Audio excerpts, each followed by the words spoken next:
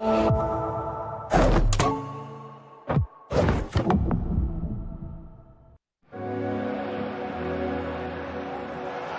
you, we miss football. And while we wait with you, we've been inspired by the ways you continue to play together. That's why we're bringing together 20 of the most historic clubs to compete in support of Global Giving's Coronavirus Relief Fund. Stay safe, Stay home, play together. EA Sports presents the Stay and Play Cup.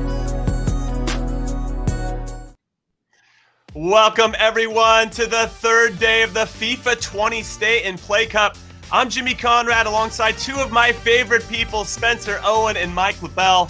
And we are going to catch you up on all the stuff that you might have missed from the first 2 days of this very special tournament, which is encouraging all of us, you and me and everyone, to stay safe and play from home. Also, we are going to prepare you for what is going to be a massive day of action. We have some big names that are making their debut in this tournament. I'm talking Joao Felix from Atletico Madrid, Phil Foden from Manchester City. Guys, I'm absolutely buzzing. Yeah, Jim, exactly the same, mate. I've really enjoyed the first few days. And today, like you just mentioned, is the last day we need to see everyone play. So once after today, we've seen every single player and what they've got to offer, we're going to have a little bit of a better idea about who the favourites are. I think there's one name that's jumping off the page a little bit so far, but like I said, we haven't seen everyone yet. That could be different in a few hours' time. So very excited to see what these guys have got to offer. And we've had goals in bunches, day one and day two. I want that trend to continue as we find out our quarter finalists today. Well, Mike, we started this tournament with 20 teams. We're down to 12. Walk us through some of these historic clubs that are joining us. As you can see on screen, we've got clubs on clubs on clubs. And the clubs in action today, we have Manchester City, AIK, Atletico Madrid, Lyon, Ajax, FC Copenhagen, Dortmund, and Gordon. I love your pronunciation of that, Mike. I know you've been working really hard behind the scenes to try to get that one right. Well, everyone, before we start previewing the matches for today, let's take a look back at what happened on day two. Yep, some top action yesterday, of course. Starting off with the game between Chelsea's captain, Cesar Azpilicueta, and what many people are tipping as the favourite, and here's why. Jesper Lindström of Brøndby is no joke, people. This guy practices a lot. This guy plays at a high level in the weekend league. He can score penalties. He can score silky, skillful goals in the box. 2-0 against the Chelsea captain, Cesar, who's a decent player. Well done to him. Then we had Justin Kluivert taking on Bernat. Back and forth affair. Big mistake here from Bernat. Easy finish for Kluivert. Then you're going to see him moving and grooving with a couple skill moves, a layoff, and a rare back-to-back clean sheet. Like I've been saying, there's been a lot of goals in the majority of these affairs. This game was between the Serge Aurier of Tottenham and the man 10 years, he's junior, Fabio Silva from Porto. This was a great game, by the way. Probably the best for the neutrals so far. The 2-2 clash. Only game that's gone to golden goal. And after the benefit of a rebound here, it was the youngster Fabio Silva who booked his place in the next round with that beautiful, beautiful hair.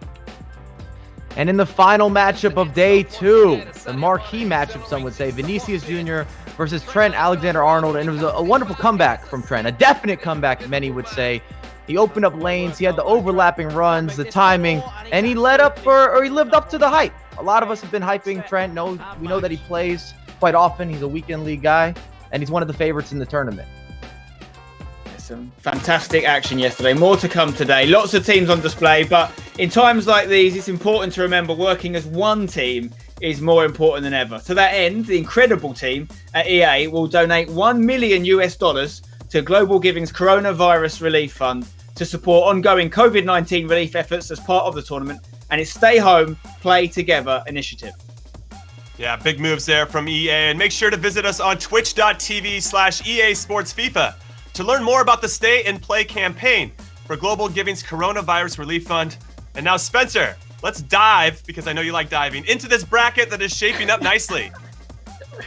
Diving's not my style. I'm more about shouting at the ref, to be honest. Let's have a look. So here is the bracket. Now, you can see who's gone through already. There's a few blank spaces, room for people to book their spots in the next round. We've got Hakimi versus Carlstrom. There's one of the games on the left side that we're going to find out who's going to play Trent Alexander-Arnold in the next round. And, of course, we've got Phil Foden of Manchester City making his debut against Bahoui, the man we saw play in the preliminary round, and he's very confident. We're going to see some more of that confidence coming up later. Looking forward to seeing the youngster João Felix make his debut as well. You know, he's a massive transfer to Atletico Madrid, but what's he like on the FIFA pitch? And of course, we're going to see Ajax go up against Copenhagen, another one of the strong Scandinavian outfits. So lots to look forward to today. All right, Mike, we see the players. Let's get to the rules.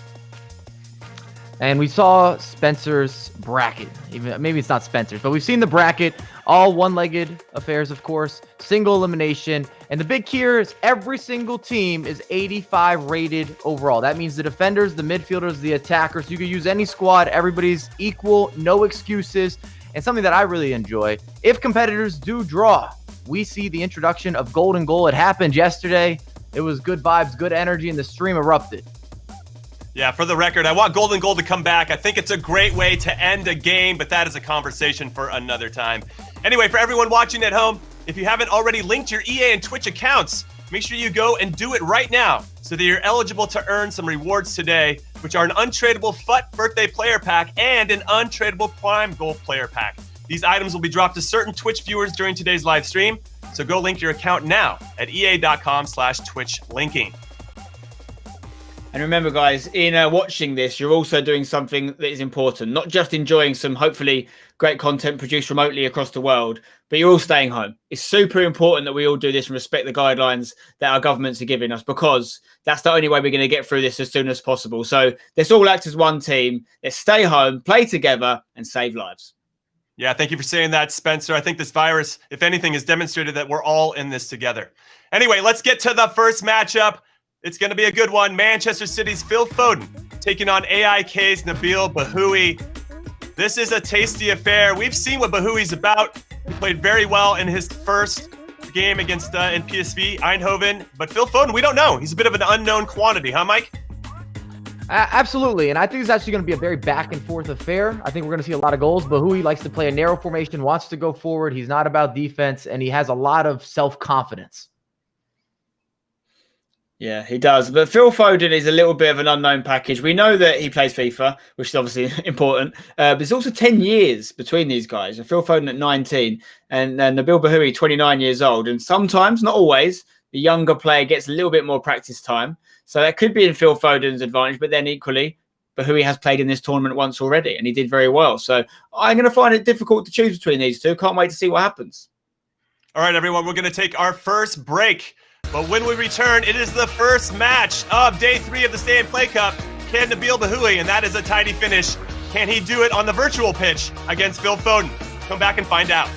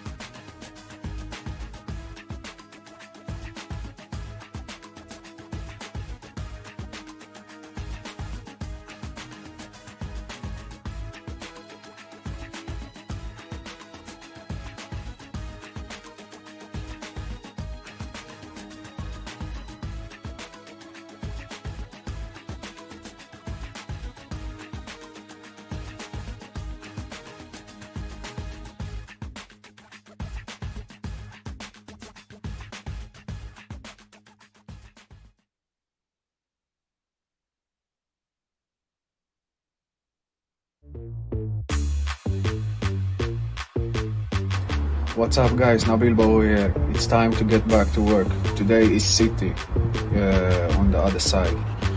The game starts 5 o'clock UK time, 6 o'clock Swedish time. Tell Foden I'm coming. That is the banter I didn't know I needed in my life. Thank you, Nabil Bahoui, for bringing it ahead of your big match against Manchester City's Phil Foden.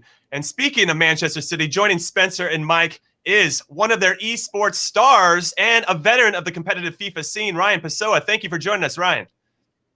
Thanks for the introduction, Jimmy. Happy to be here. I hope everyone's staying safe and staying home. And yeah, hoping Phil Foden can grab the win today.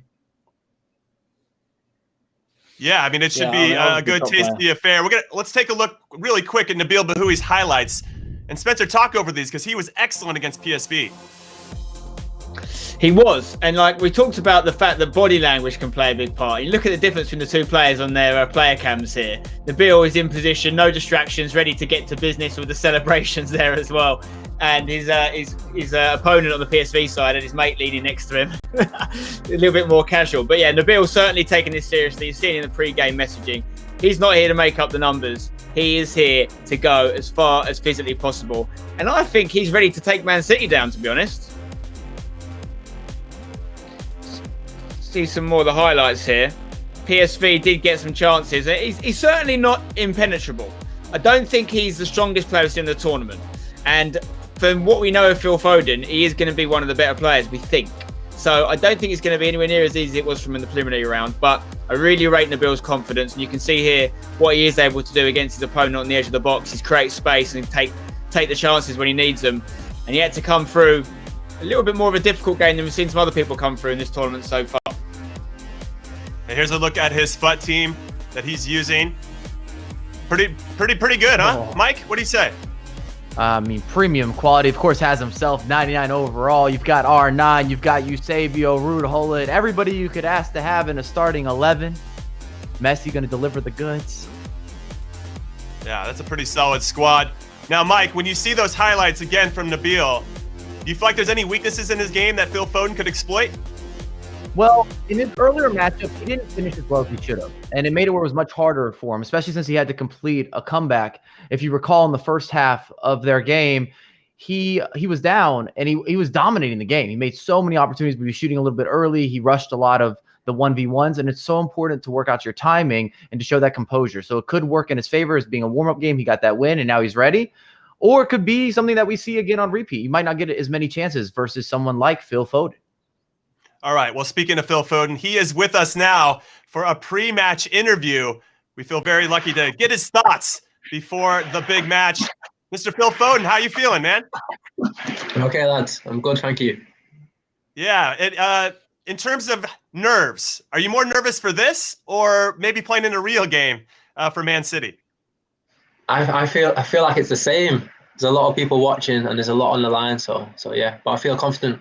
Let's see what happens.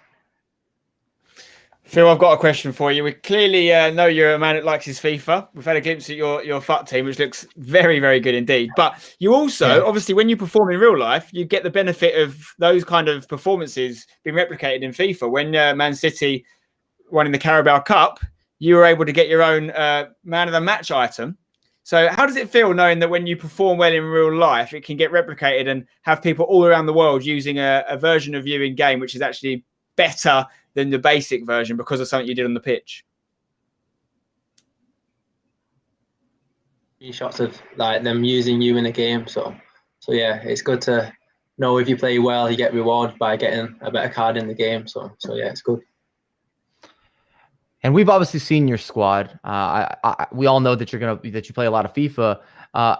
Over the weekend league, what are your results? Because we found out that a couple of these guys are foot verified or knocking on the door being foot verified. Where do you fall in the equation? How many games is it overall? Probably Elite 2 normally I finish. So yeah, it's not too bad. Sometimes I don't get time to finish the games, but when I do, it's normally like Elite 2.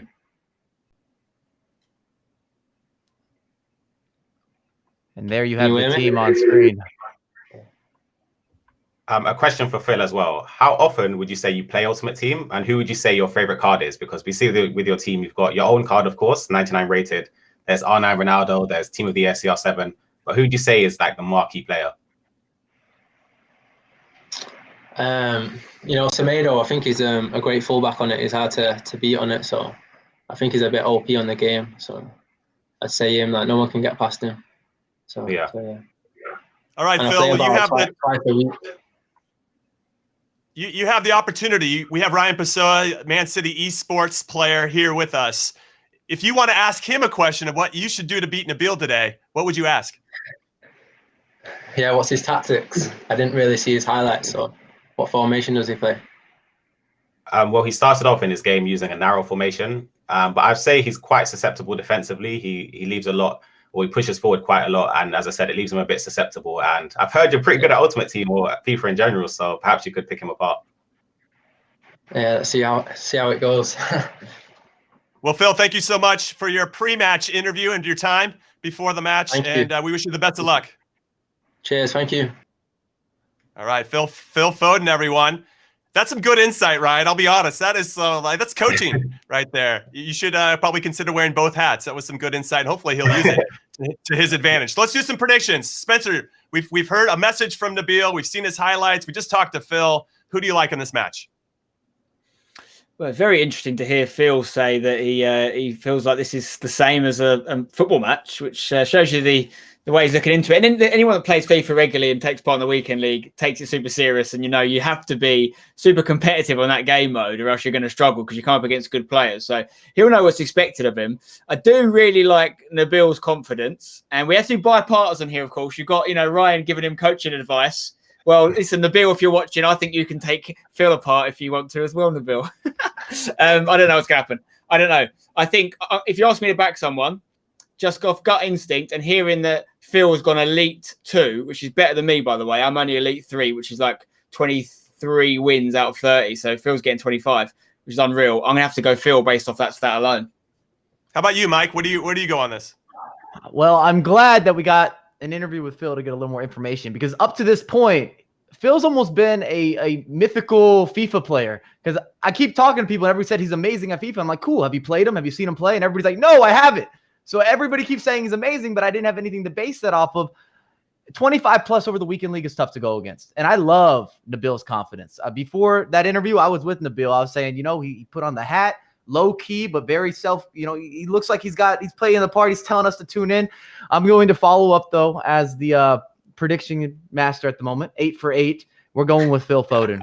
And I know where Ryan's going. All right. Well, yeah, we already know what Ryan's going to predict, but I think if the Stay and Play Cup has taught us anything is that you can't sleep on Scandinavian clubs. So I think Nabil's got a good chance. All right, now let's throw it over to our casters, Brandon Smith and Richard Buckley, who'll be joined by Ryan Pessoa for the call of this first match. Guys.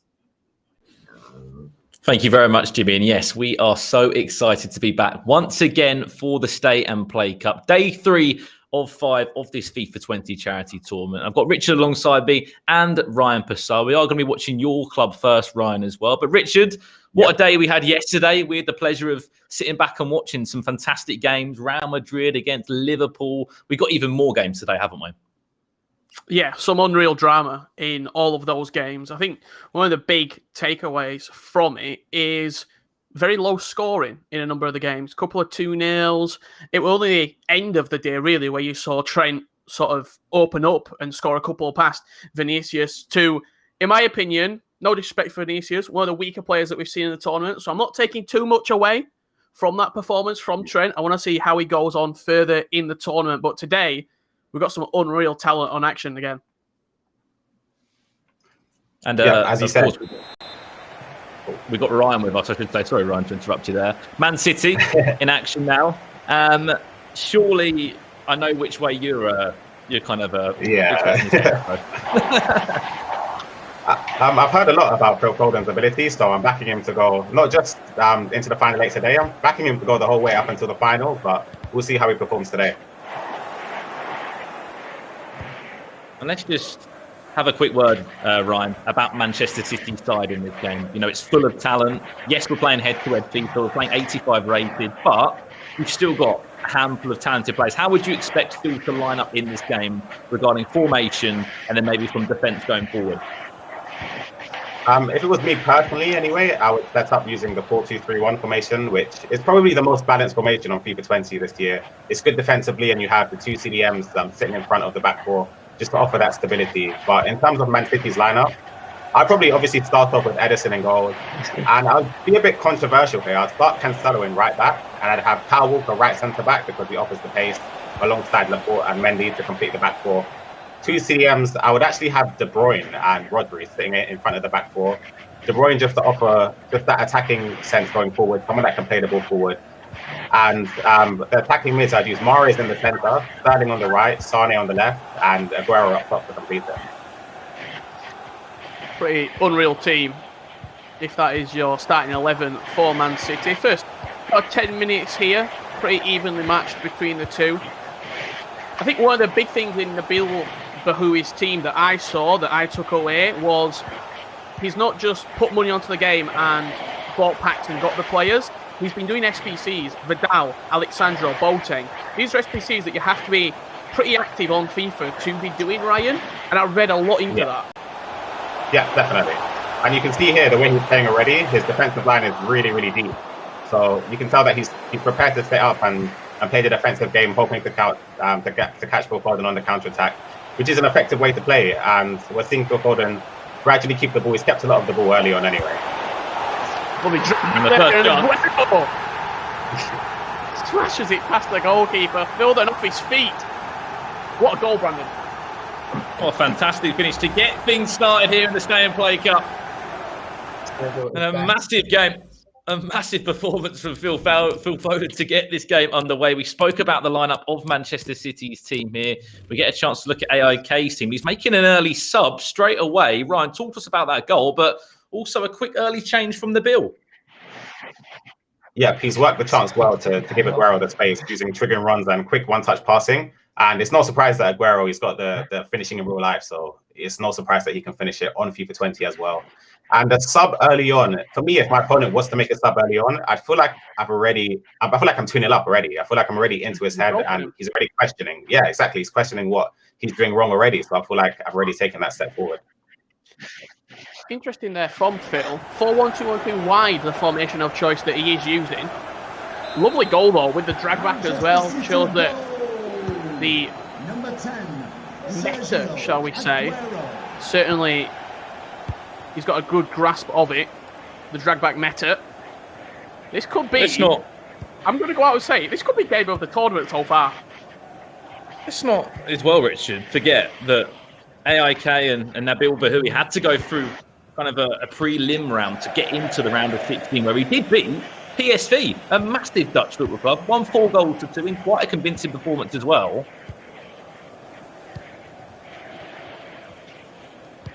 I think him having that experience in the first game could prove to win this game. Just as you said, he's already played 1 game. He came up on the winning side of it. So for me personally, if I was Nabil, I'd feel that little bit of confidence going into the later stages of the game.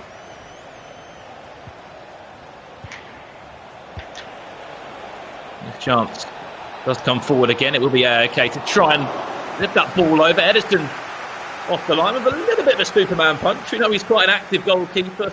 Some would say a sweeper keeper, very good with his feet, and clearly that punch away. And Richard, a quick word on Silva in the AIK team. He scored a handful of goals on Wednesday when we did see Nabil Bahoui make his debut in the Stay and Play Cup and back it up with that 4-2 performance against PSV.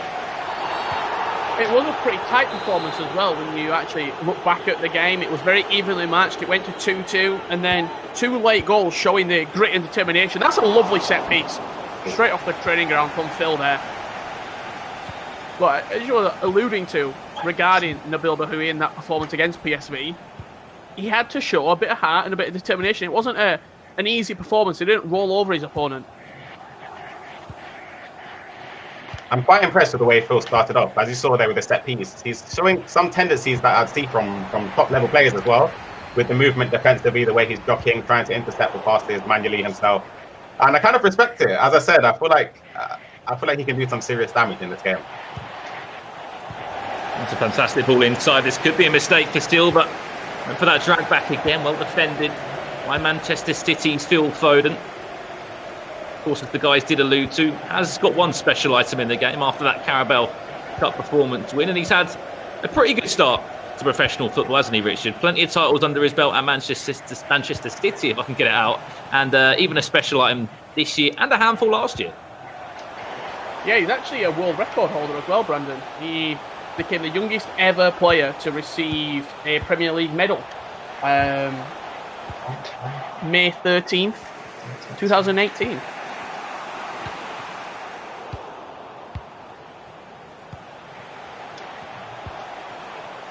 Really well done. I feel Foden, already 2 Premier League titles under his belt at such a young age. Look at this, keeping possession as well. It's something that we would see in the pro scene with the chance to break forward, straight back down the other end for AIK. This has been a fantastically contested game so far. You have to remember some of the teams we've already lost in the Stay and Play Cup. We've said goodbye to the likes of Real Madrid, to PSG, Valencia, Marseille, Helsinki, Chelsea. So many big teams already leaving the Stay and Play Cup. Yeah, some big European teams already knocked out. Nabil Bahoui already got 1 scalp to his name in PSV. He's hoping to take down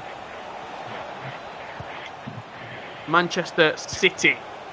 However, trailing 1-0 as it stands. That's a nice little bit of build-up play. But again, Ryan, good defensive, patient defensive play from Phil Foden. Yeah, as I said, I'm really, really impressed with it because the way he's defending manually, trying to cut the lanes and blocking off certain avenues for Nabil to go forward, it nullifies the chance he has. But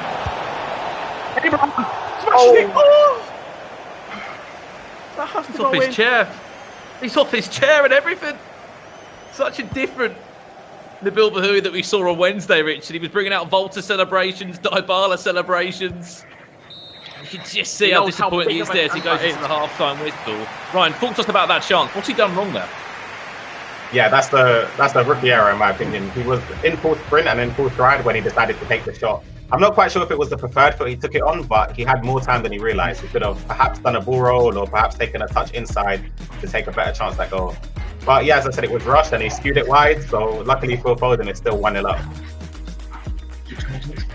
Speaking of Phil Foden, got a little bit of inside information for you. Good friend of mine, verified player, Sierra 16, competed in a couple of events and qualifying for events this year.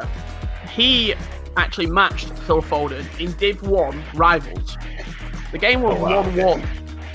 So that just shows how good of a player Phil Foden is. He's taken on players who are attempting to qualify for events in Rivals and getting decent results. Exactly. Not even just the results, but having that sort of experience where you're competing in Division 1, where you're likely to play against people who perhaps playing different qualifiers, perhaps people that qualify to actual events. It's good experience just to have, whether you, even if you lose the game by a large margin, you still gain that experience going forward. If you have just tuned in to EA Sports FIFA 20 Stay and Play Cup, we are in the round of 16 stages still. We've got 4 games in front of you today. This is one of them. Manchester City leading by 1-0 up against the Swedish 2018 Allsvenskan winners in AIK. Just like that. What a way to start this second half. Nabil Bahoui's off his seat. He can't believe it. Game on, Richard Buckley.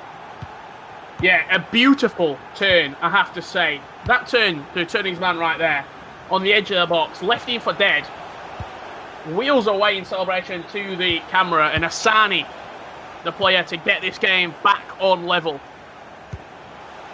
Yeah, as you said, it was a sensational turn. I feel like Phil Foden's trying to predict the movement of Nabil, and I feel like that worked against him in that situation. He predicted the wrong direction, jockeyed to the other side, and as I said, a fantastic turn and finish into the top of the net.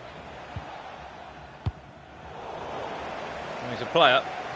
It's already scored 4 goals in the Stay and Play Cup. Did beat PSV 4-2. He could be on for a 6th in total in this tournament. Cuts back inside for that far post finish, but Edison proven his worth in the Manchester City net. You feel like this game is just starting to heat up a little bit.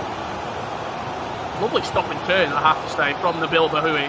Guimaraes looks to have just broken away there. He's onside, thinking to the box, just headed over the bar, and Nabil Bahoui just telling everyone to calm down.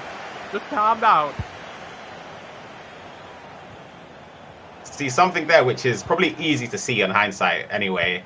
when you're viewing the game. Phil had more time if he just had taken perhaps a roll inside or a fake shot stop. He could have passed it just to the edge of the 6-yard area, but he rushed it, and yeah, the header went wide. Manchester City on the break now. Gabriel Jesus out on this far hand side, being pushed out, and they've got too many options around him. Fernandinho and Mahrez will happily interchange there. Back to goal for KDB. This could be a chance for Manchester City. He's still somehow got it as Mahrez. And that attack, finally near enough, comes to an end. Nabil Bahoui struggling to get out the back here. Phil Foden's pressure's been unbelievable. Fantastic block on the first time. And once again on the second from AIK. Heroic defending at the back there for AIK, and a chance to counter. He's onside. Cal Walker's playing him on. Astani in to make it 2. Oh, he had so much time. If anything, Ryan, he had too much time. Exactly. In those situations, honestly, when you're going one-on-one like that, especially in the pro scene, you don't really get those chances often. For me, it's really petrifying because it's kind of uncharted territory. As I said, you don't get those opportunities when you go a clear one-on-one. So to have that, I know personally I'd probably struggle as well, but there's a chance that perhaps he'd be ruining. We have had about 20 minutes of end-to-end FIFA here. Chances at both ends for AIK and Manchester City. We must remind you, whoever does win this will book themselves a place in the final 8. And they'll either be going up against Olympic Lyon or Atletico Madrid. That game will be coming up next here tonight on the Stay and Play Cup. Before we do so, we have this game in front of us. Golden goal potentially will be needed if we are drawing after 90 minutes. Fantastic through ball. Could it be 2? Asani, fantastic save. It's on the rebound again. Edison. Somehow. Nabil Bahoui. He's off his feet. He's off his chair. What is happening? This game, it's all the Nabil Bahoui. Right him in. Still there. Smashes past the goalkeeper. What a turnaround for Nabil Bahoui. Shushes to the camera. This man has swagger. Yeah, Phil, he got lucky the first time out, but I feel like he should have got the ball clear. Ended up being good pressure from Nabil, and he managed to tuck away the chance at probably the second or third time of asking. Well, it's that man again, scoring goals for the Swedish club. Silva back on the score sheet, scored some huge crucial goals in that round of 16 match. Can Phil Foden reply? Does go down, pulls for a penalty from the referee. Referee waves that one away. And Ryan, is this a time to maybe make a few changes? You've got about 15 minutes left in this match. Some fresh legs could be clinical. Yeah, absolutely. Especially in Man City, they have players with blistering pace off the bench. He could even bring himself on off of the bench to try and get that winning goal. But as you said, he's representing Manchester City, and they are known for late goals, especially with Aguero. So you never know, you can pick one up and perhaps salvage some sort of result for Phil.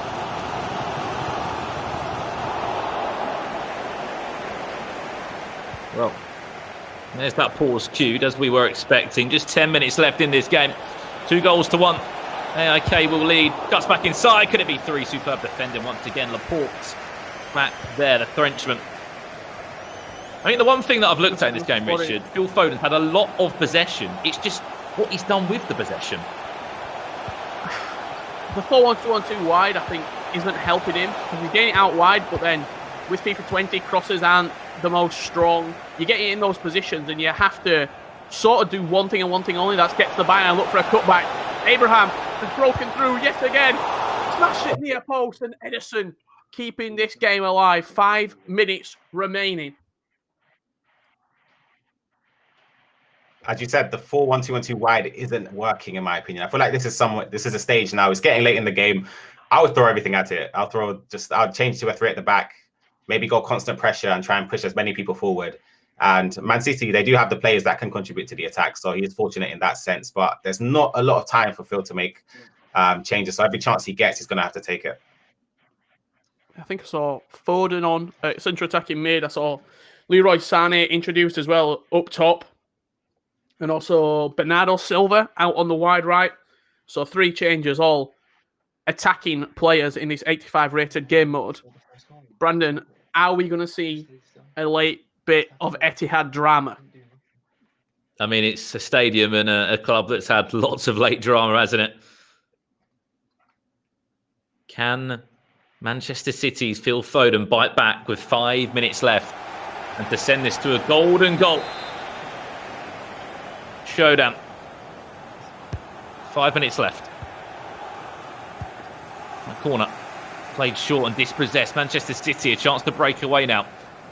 Yes, we might be playing 85 rated head-to-head, but when you do bring on late substitutions, you're still going to have that advantage, that extra bit of pace or energy to break forward. This will be the last chance for Phil Foden if he wants to try and create something. Ball switches as far as Walker out to Bernardo Silva. Again, he's just left for dead there. He hasn't really got any options around him. A little rushed as well, the free kick. He's going to get another chance though. Nabil Bahoui struggling to clear, but Foden there just running into dangers. Hands go on head. Are we going to be saying goodbye to Stockport Iniesta after his first game? He's got 2 minutes left of added time. Hopefully he can maybe get one chance and... Ooh. Okay. One more chance. 10 seconds 12 left. seconds. 12 seconds of in-game FIFA time. Has to go forward. That ball has to go into the box. It will go into the box. It's defended well. It's back on the edge of the box. Still on late drama. Finish it. Oh. And there goes the full-time whistle. Nabil Bahoui once again backs it up in the Stay and Play Cup for AIK. He might be a 68 rated silver item on Ultimate Team, but when he's on the virtual pitch, when he's in the Stay and Play Cup, Richard, he has been fantastic so far. This man does not mess about. I love the swagger. I love the celebrations. I love everything about it. Nabil Bahoui through to the quarterfinals. What a man. He's backed up his performances as well. So it's fair to say that he deserved the win. And congratulations to him anyway. Yeah, commiserations to Ryan's Manchester City falling in the round of 16. But guys, Nabil Bahoui, absolutely superb. AIK into the quarterfinals here at the Stay and Play Cup. Yes, thank you, Ryan, Richard, and the birthday boy, Brandon Smith. We didn't say that before, but happy birthday to you, my friend. So guys, what a match. Spencer, what'd you see out there? Nabil Bahoui backed up his talk early on. He did. He definitely did. And we need to find out a bit more about Nabil Bahouy's Ultimate Team record, because we've seen his team and we've seen him play a couple of games now, and we've seen him potentially being an Elite 2 player there. I thought Phil started pretty well and he looked very confident, and I started to see why people have said he's a good FIFA player. I think he maybe got a little bit overconfident in the pitch, and that his one-touch passing, guys were talking about it on commentary a little bit, and it showed that he was happy. He was trying to, I think, show people that he knew what he was doing on FIFA, but I think he overdid it. He was doing it in areas he didn't really get anything from it. And I saw him lose the ball a few times from it and then give Nabil that opportunity to come back into the game. And then, to be honest, after that point, it felt like Nabil was more or less in control. Yeah, well, you're going to get to ask Nabil because he's with us right now. Nabil, thank you for joining us. My first question for you, you backed up your talk, which is very similar to another famous Swede, Zlatan Ibrahimovic, who does a lot of talking but backs it up as well. What is it about Swedish players and Swedish clubs?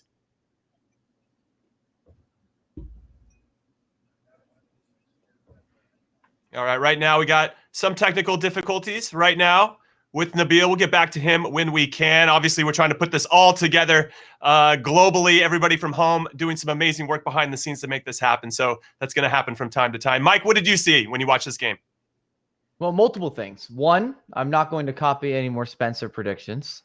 Two, Nabil could have had more goals. He was very good with the counterattacks, very efficient with making those opportunities. Remember, he had multiple breakaways where there was great saves made by Ederson. He's the real deal. I'd love to know where he finishes as well.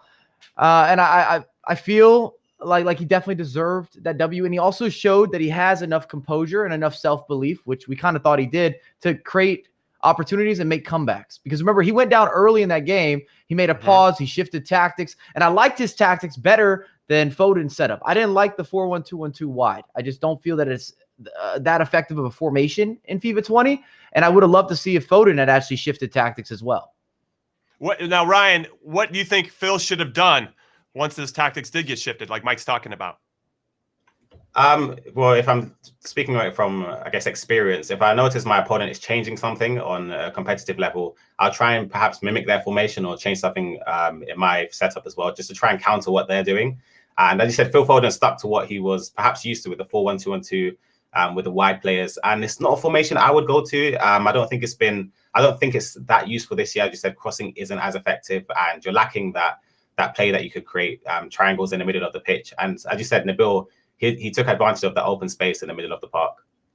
He missed 4 one-on-ones. I mean, it could have been a lot worse, like Mike suggested. Good goalkeeper play by Phil Foden, but ultimately it wasn't enough for Man City to go through. Now, I said before, you can't sleep on Scandinavian clubs in this competition, and I think that trend is going to continue as we move forward. But congrats to Nabil Bahoui for getting into the quarterfinals. You think he's a threat, Spencer, to go all the way? Well, on paper, yes, because he's being an Elite 2 player. I'm not sure I saw a lot of Elite 2 play from Phil there. In fact, I think I've figured out why he gets Elite 2, and I think it's because people are rage quitting when they see his team. Yeah, we need to see Nabil come up against someone that we know. I mean, he's certainly a good player. Probably better than I thought he was before that game. But what I really want to see is him against some of the players we've seen come through games, like a Trent Alexander-Arnold maybe, or of course Jesper Lindstrom, who's unbelievable as well. So it's still a long way to go for him, but I mean, he's in as good a shape as anyone else. And like Jimmy says, there's no Scandinavian that's lost a game of FIFA in this tournament yet. Yeah, and then Mike, is there something you saw about Nabil's game that where he can maybe improve? Because he still played pretty well despite some weaknesses. Well, I have his stock on the up and up right now. That game did a lot for him because he showed that he could play defense. In the first matchup, he looked like he was more susceptible. I can't talk. Ryan used that word. It looked like that he was more open to where you could create space or you could make these opportunities and so forth against him. And out of that game, I thought he did a much better job sitting back. He looked like he was playing more into kind of the FIFA dynamic that we're used to seeing. And then he countered really well and he made adjustments, which is something that's going to be necessary if you want to beat a variety of types of oppositions. All right, let's get back to Nabil. He is ready for us. Congratulations, my friend. My first question for you. What is it with Swedish players and Swedish clubs? It sounded very Zlatan-esque for you to put out a note to Foden. I'm going to take you down, and then you beat him. You walk the walk, you talk the talk. What is it about Sweden? No, it's first of all, hello guys. I just want to say I'm always like cocky in prediction and I'm confident in preparation, but I'm always humble in victory or defeat. You understand? Yeah, I think that's a good way to be, Nabil. But you are in a great shape. You've obviously played 2-1-2 now. Have you got an aim for this tournament? Have you seen some of the other games? Are you hoping to win the whole thing? No, the final will be tough against Brøndby if I go to the final. But step by step, and yeah, I believe in myself and my team. AIK is like a huge club, so I need like the whole Europe to know it, you know. And I think we're all itching to know because Phil came out and said, "Oh, I'm an Elite 2 player." Where do you finish in the weekend league? To be honest, I'm not so good at concentration. To be honest, I'm not so good at concentration. But last week I got 24, and then I was really like headache, you know. So maybe I start to get old. But 24 is my record.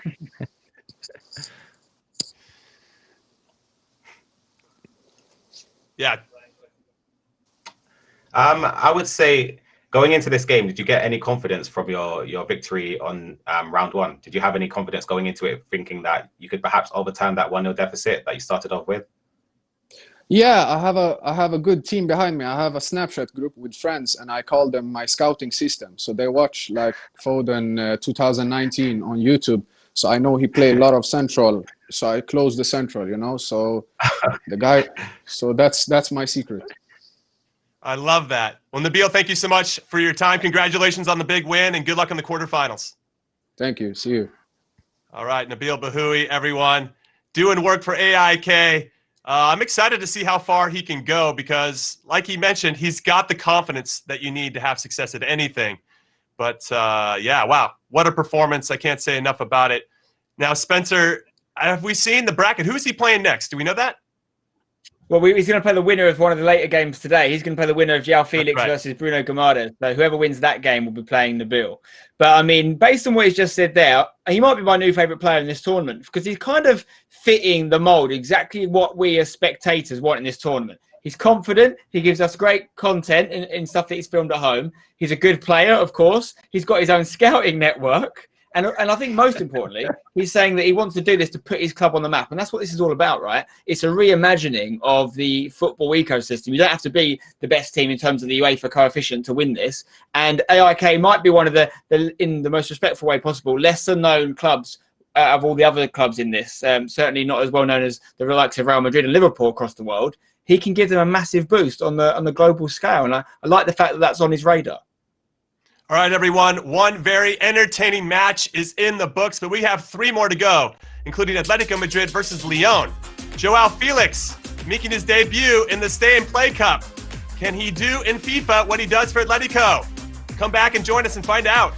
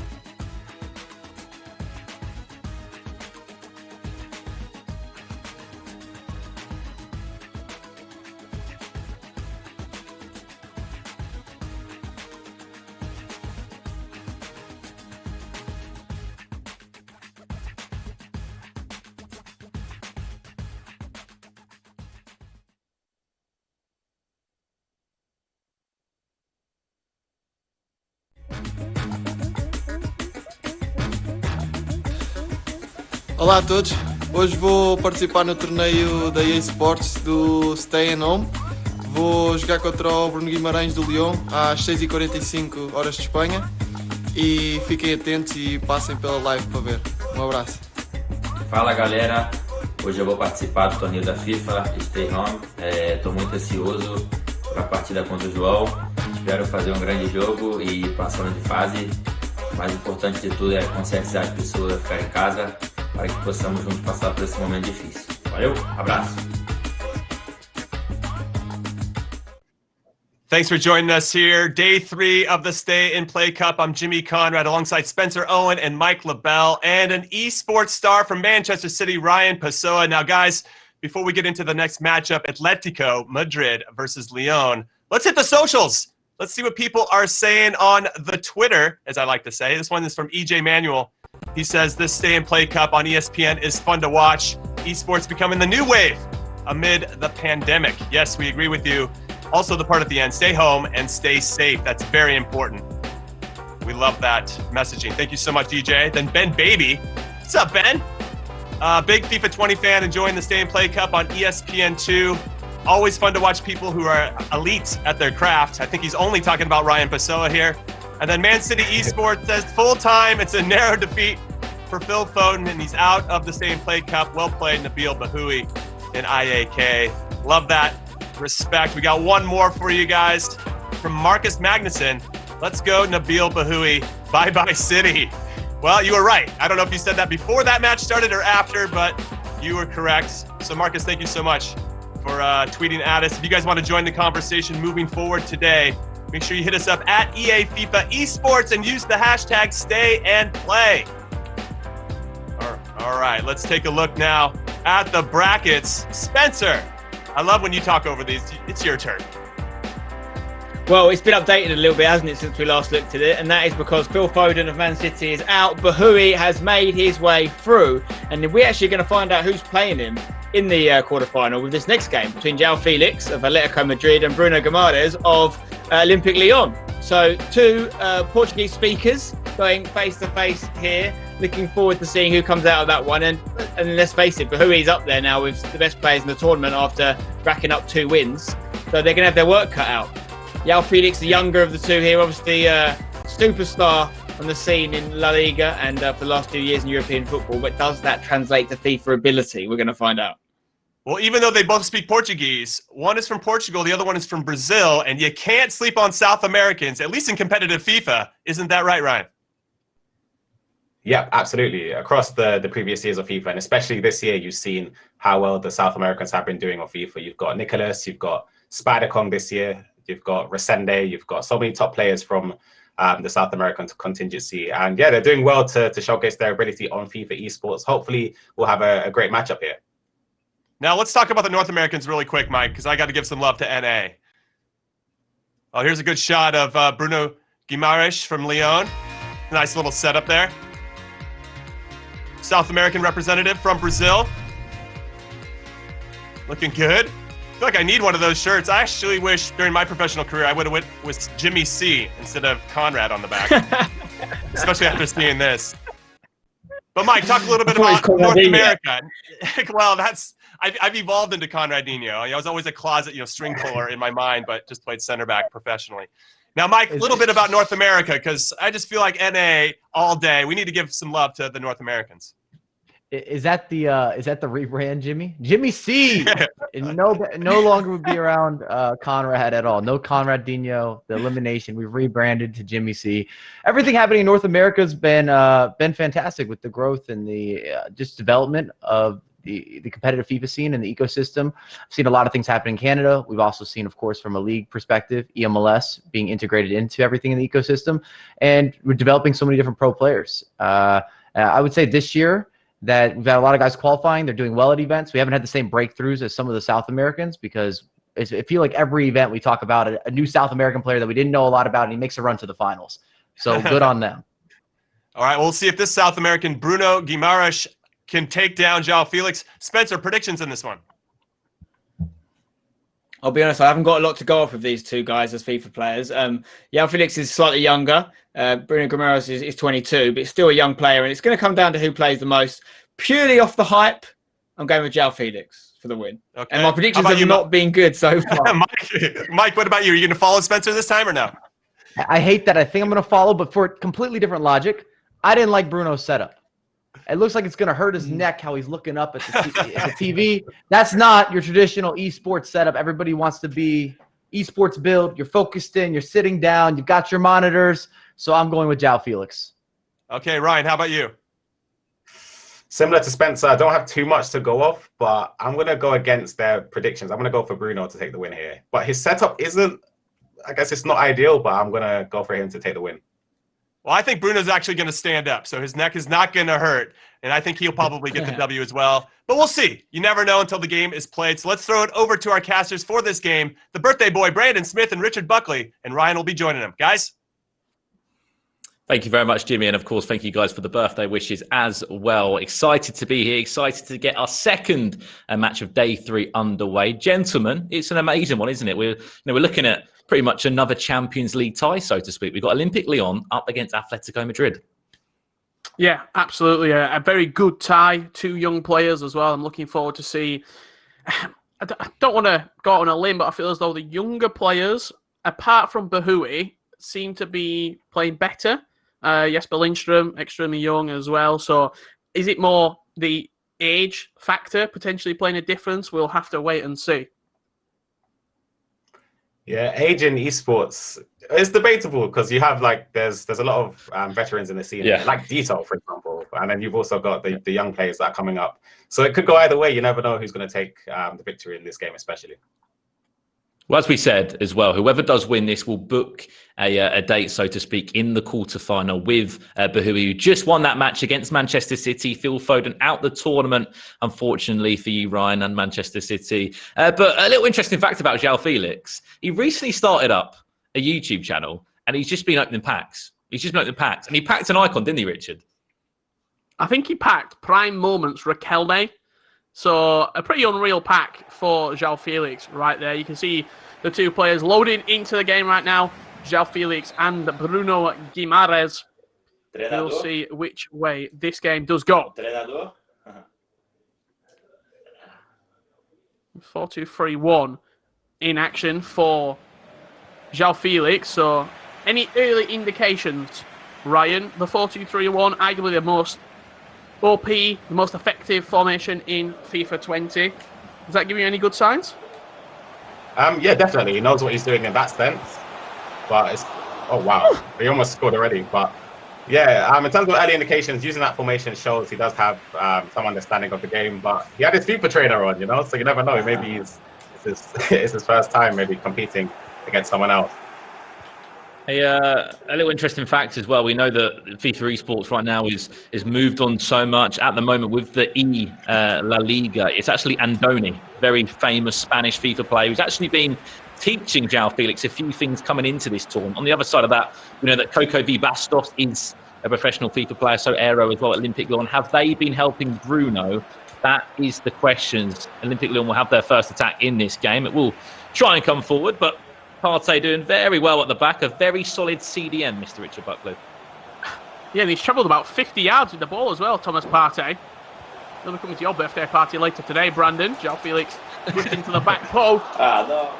Just headed out right there. Still on, but clears his lines, does Bruno Guimaraes. Bruno's leaving a lot of space open in the middle. I'm not sure what formation he's playing, but it seems like when João Felix does get the ball, the license to freedom or to move up the pitch, as you saw with Partey there, was massive. A fantastic start. I don't know if you just made a joke, Ryan, but Bruno was enjoying that one. It was, if you look from the word go, just the amount of away, that dark strip of Atletico. So many shirts full. We've seen a few ball rolls in there as well. Just very basic skill moves. And I'm sure there's a number of FIFA players watching the Stay and Play Cup, Ryan. How basic, first and foremost, to learn is a drag back and a ball roll, and how effective is it? Because it really can be effective and can move someone from, maybe a gold 1, gold 2 to elite as this chance comes in. João Cancelo, a big save at the end there. Yeah, ball rolls and drag backs are skills that are very, very effective this year. It's good to get them into. Sorry to interrupt you, Ryan. Beautiful play right there. Just slipped the ball into him.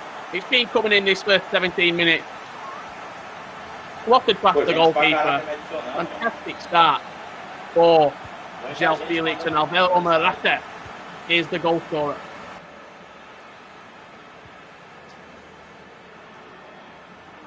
But as you were saying, with the ball rolls and the drag backs, is it more about the combination of the skill moves or just the implementation of them?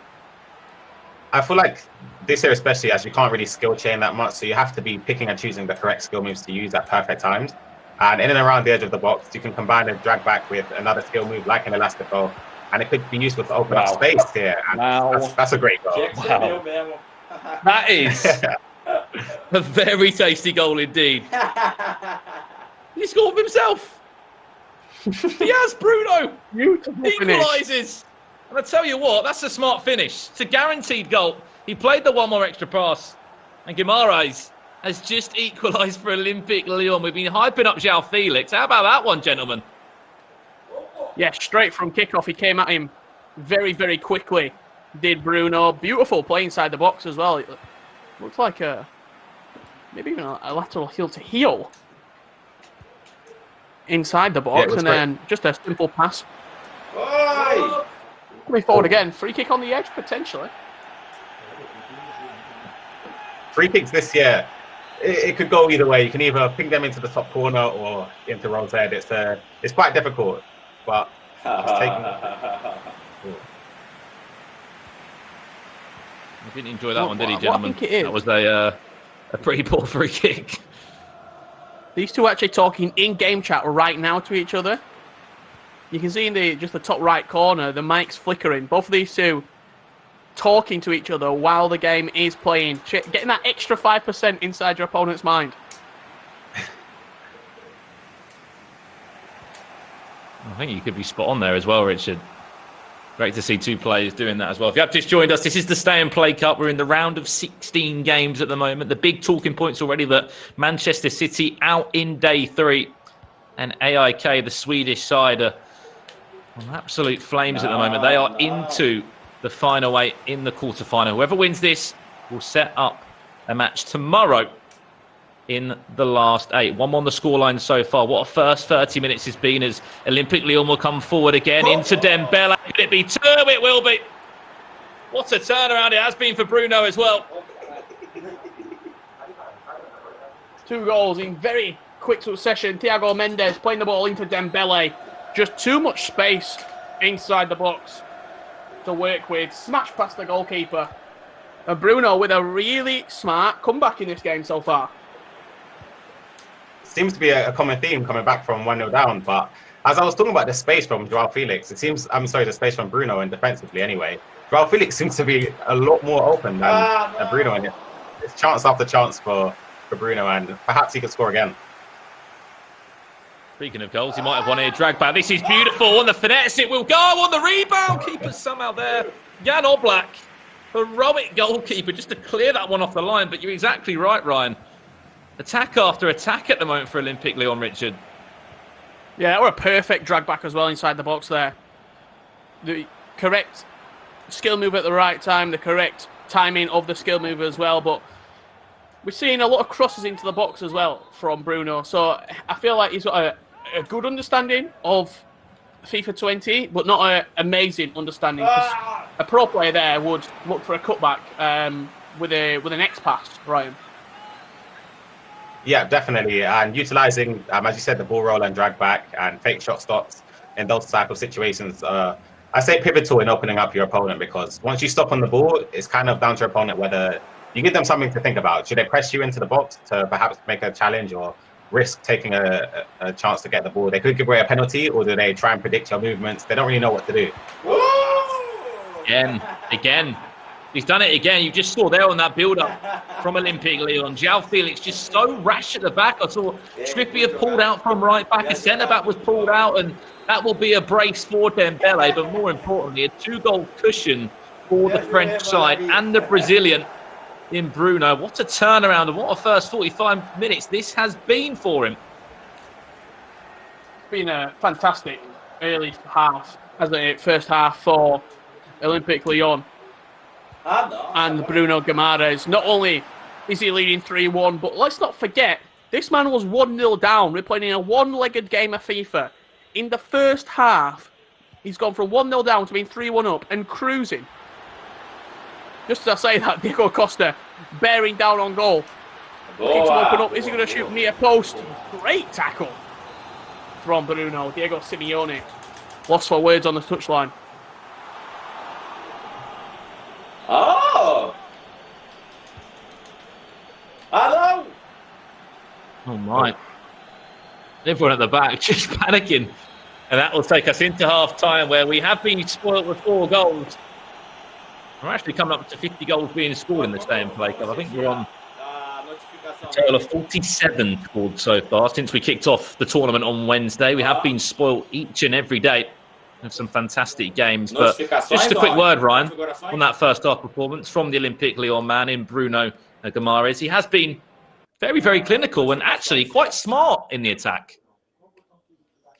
Yeah, I respect how he continues to push forward, especially going 1-0 down. And in a best-of-1 format, especially through experience, when you play best-of-1, you need to try and assert your dominance as early as possible.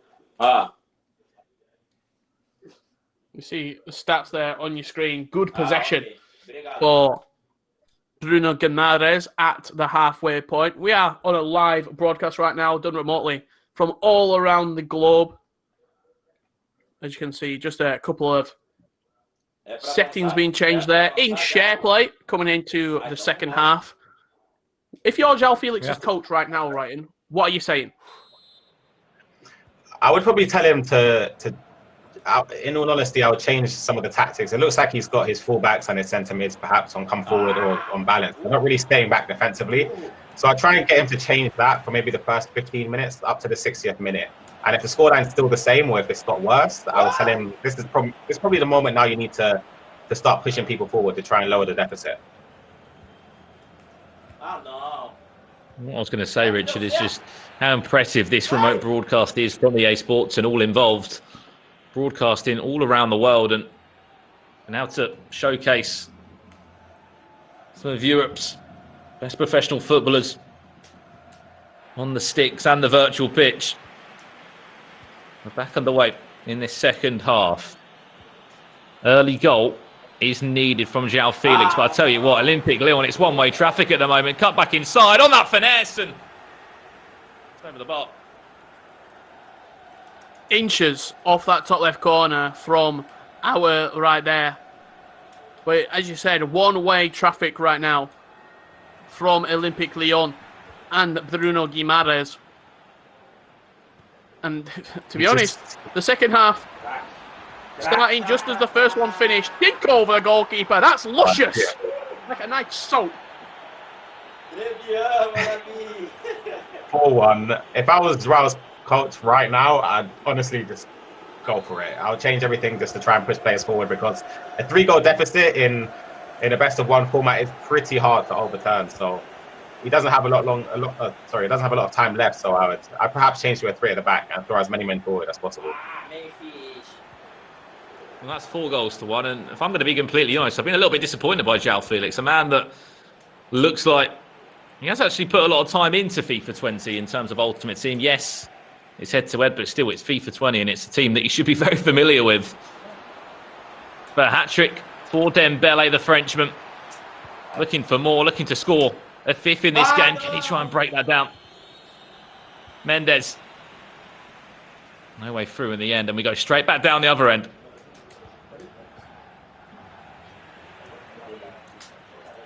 Bago. And you pointed out a little bit earlier, Richard, that we believe both of these two are on a live mic chat to each other in this game, and you can see how much Bruno is enjoying it. Boa. Chance. What an opportunity as well. Felix went for that cutback. For both of these two players to flex their FIFA muscles right now, and Bruno Guimaraes relishing this opportunity. No, good deal. I feel like the score is not done. I feel like there's going to be quite a few more goals because there's a lot of space. No. Oh, so I said that. I'll tell you what. Just as you said it, Ryan. Even if João Felix loses this game, He's done what he came out to do. Score with himself on the big stage at the Stay and Play Cup. And it was a mistake from Bruno. You heard him panicking as soon as he rolled that one out to the edge of the box. But it's a treat for the Portuguese attacking midfielder. And it's a goal for him as well at the Stay and Play Cup. 4-2 with what, 22 minutes left to play. Are we going to see the comeback of the Stay and Play Cup? Or will it be Bruno Guimaraes killing off this game? Good tackle there from Lodi and a chance to counter-attack. You talked about those attacking midfielders and fullbacks. He needs them right now, Ryan. Definitely. I feel like, as I said, there's still options to go forward. He just needs that one goal. I'd say if he can get a goal by the 85th minute, even I'd say 85th minute latest, I feel like he's definitely in for a shout to grab another because Bruno's leaving a lot of spaces, so there's going to be chances for both teams. So we'll see who can be the guy to get the next goal. And if Leon were to grab another one, that cushion will be back to 3 goals, and it'll be 5 goals to 2 to the Brazilian. No! He's been very clinical in the final third. He's already bagged a hatchet with Dembele. Could it be a 4 for the Frenchman? Just trying to pressure him. Well recovered by Felipe, and that ball will go back forward again. Whoever wins this will go into a quarter-final against AIK. It'll be our second out of 4 quarter-finals booked in. We already have one quarter-final that was already booked in after yesterday, Richard. That was Roma against Bromby. That should be an exciting one tomorrow. Yeah, both those two players picking up good victories. Arguably the favourite for the tournament, Jesper Lindstrom, into the quarter-final, taking on Justin Kluivert. 2-0 victory for him yesterday, set him in to the top 8. Final 10 minutes here, Traore down this right-hand side, cuts it back. Once again, Thiago Mendes, near post. And Bruno Guimaraes going into the final 8 with a standout performance in the Stay and Play Cup.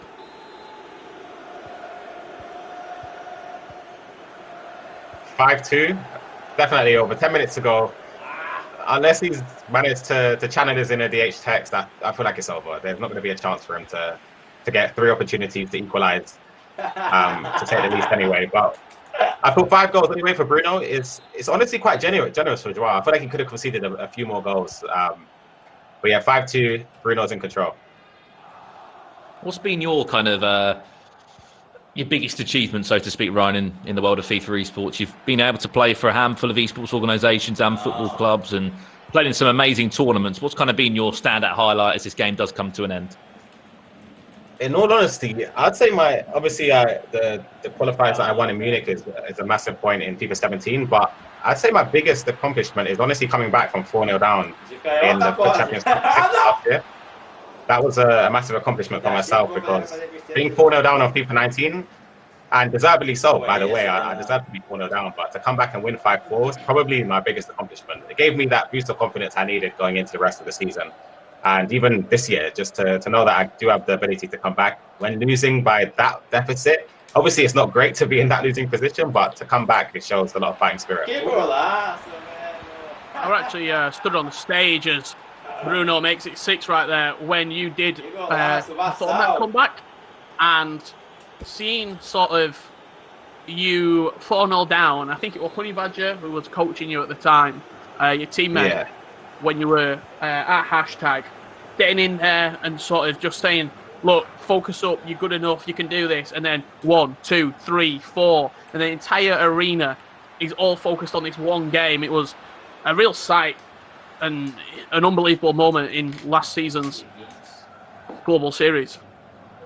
Well, we've had the pleasure of having Ryan Passoa in the commentary booth with us. There goes the full-time whistle.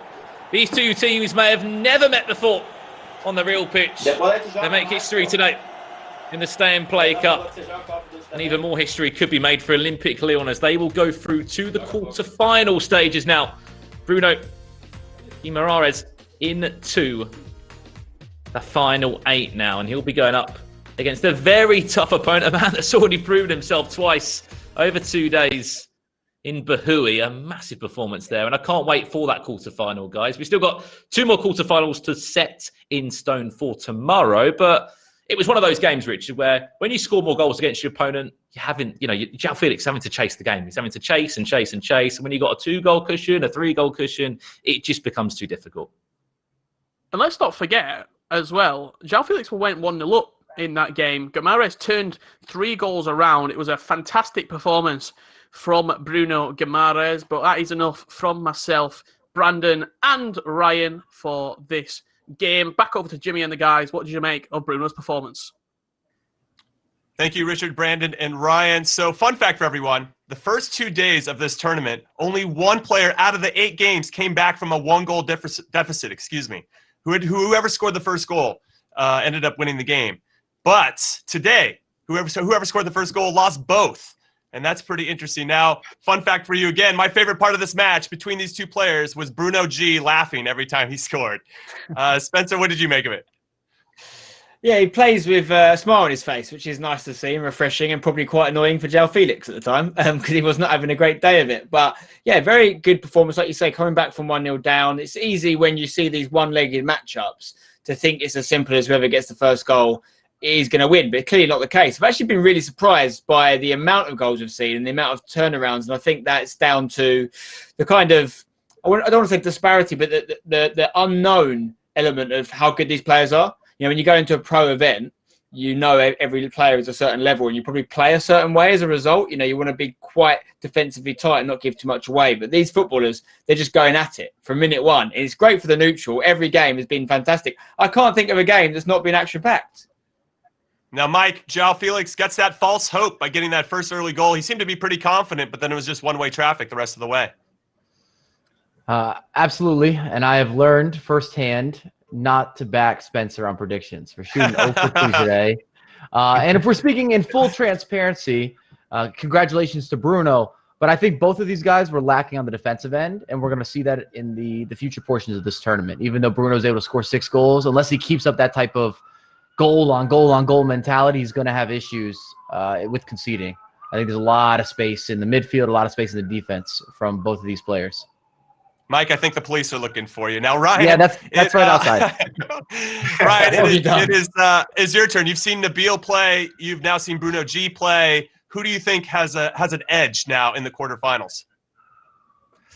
I would say Nabil, even though he scored less goals compared to Bruno, I'd say Nabil just because I feel like he's a lot more solid defensively. Bruno kind of reminds me when I started off in FIFA 17.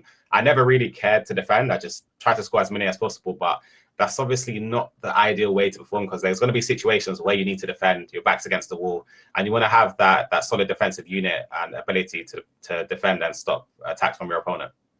All right, let's take a look at the highlights of this game between Atleti and Olympique Lyon. Bruno G, as he has on the back of his jersey against João Felix. Mike, talk us through these highlights.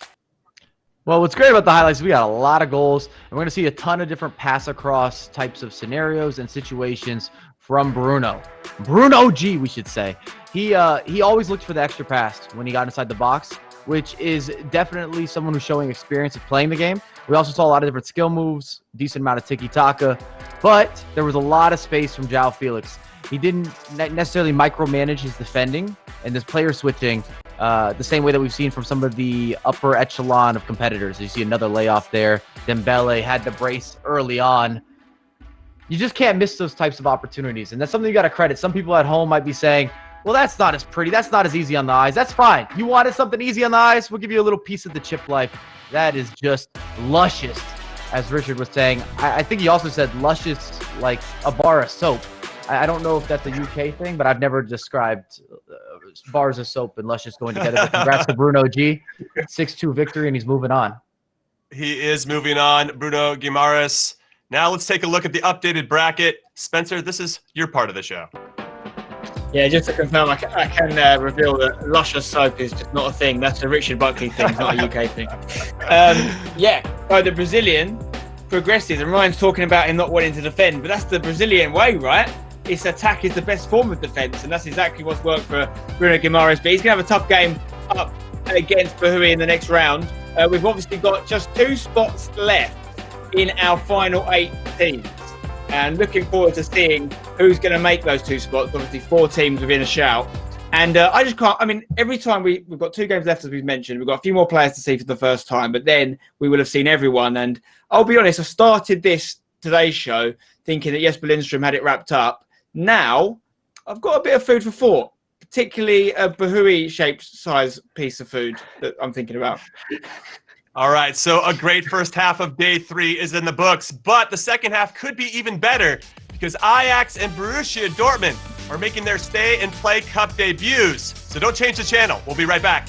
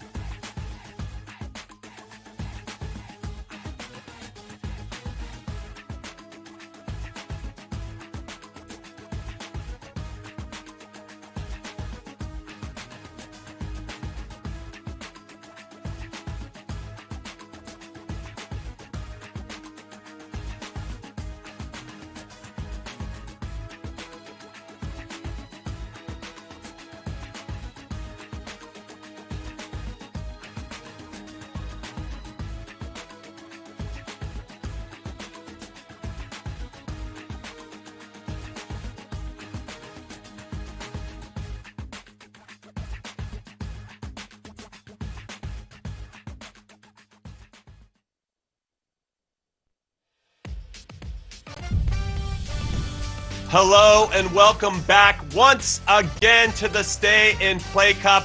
Also as a special treat for you, and before we get to the next match between Ajax and FC Copenhagen, I want you to get to know more about the reigning FIFA E-World Cup champion Mo Abba, because he is a special guy who never seems to stop smiling. Watch this.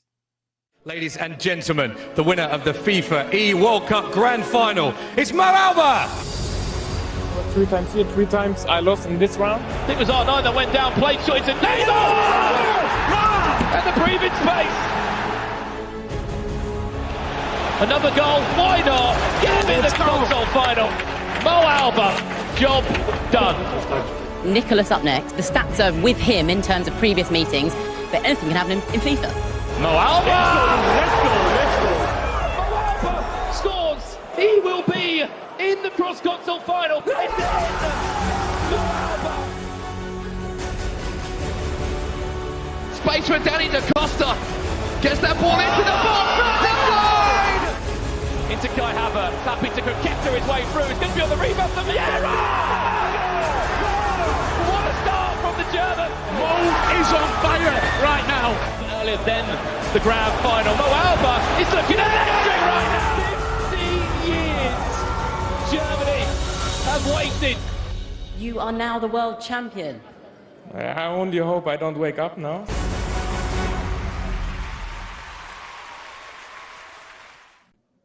So, guys, he was a bit of an underdog last season as he overcame some of the superstars in the competitive FIFA scene like Tex, Nicolas, Emis Desari, who he beat in the final. And I think that speaks to his overall positivity about life. Now, Ryan, this question is for you. Actually, I got 2 of them. 1, how important is the mental side of the game in competitive FIFA? And 2, how hard is it to win an E-World Cup? Because I don't know if people at home can truly appreciate how difficult it is. Yeah, so I'll start with the first question in terms of the mental side of the game. It's honestly, in my opinion, pretty much just as important as the skill aspects. You can, with your mental strength, you could go into a game pretty much 1-0 down if you don't have you're not going into the game with the right mindset. So it's very important to work on it and just to ensure that certain things in the game, if perhaps you go 1-0 down, it's not to put your head down, just to keep yourself up and understand that they're gonna get chances in the game. So it's just up to you to take them.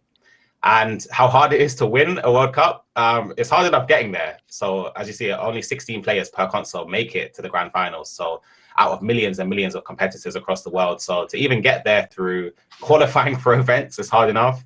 Getting there, getting past all of the hurdles or oppositions that you do play is, again, really hard to gather up enough points to muster up to get into the final 16. And yeah, winning it must be amazing. And Mo Alba definitely deserved it last year. Right, we just saw on the screen there the list of past winners of this tournament. And obviously, it's not a massive list because it's only not so old a tournament, but it is open to the whole world. And you look at that list and you see a few countries jumping out at you, like Denmark having 2 champions, Saudi Arabia having a couple of champions in there as well. So, like, what are the reasons that certain countries, in your opinion, are overperforming compared to the rest of the world? For me, it's a bit of a weird one. I look at it. You can look at it 2 different ways. There's nations like the Scandinavian countries. They seem to do really well at tournaments. They have a tight contingency and they have a regime where a lot of them will practice against each other. They'll master their flaws. They will add different aspects to their game which are useful in tournaments. And you do see other scenes or other nations, perhaps they don't practice too much together, which could work against them. But again, you can see it if you flip the coin. Practicing against someone that you might be facing in future tournaments might not be the best idea because you give away your game plan. So it's kind of you see the nations, as I said, like Denmark, they're kind of managing to get the best of both worlds, and they have a lot of upcoming players and a lot of past players which do have fantastic FIFA ability. And the FIFA competitive season is a very long season where you have a bunch of different events, and we see players sometimes peak early on, some way in the midway point, sometimes at the end of the year. How do you prepare as a competitor for these different types of hurdles, these ups and downs, and just different points of the year? Because everybody's trying to get to the last stage and be the best version of themselves.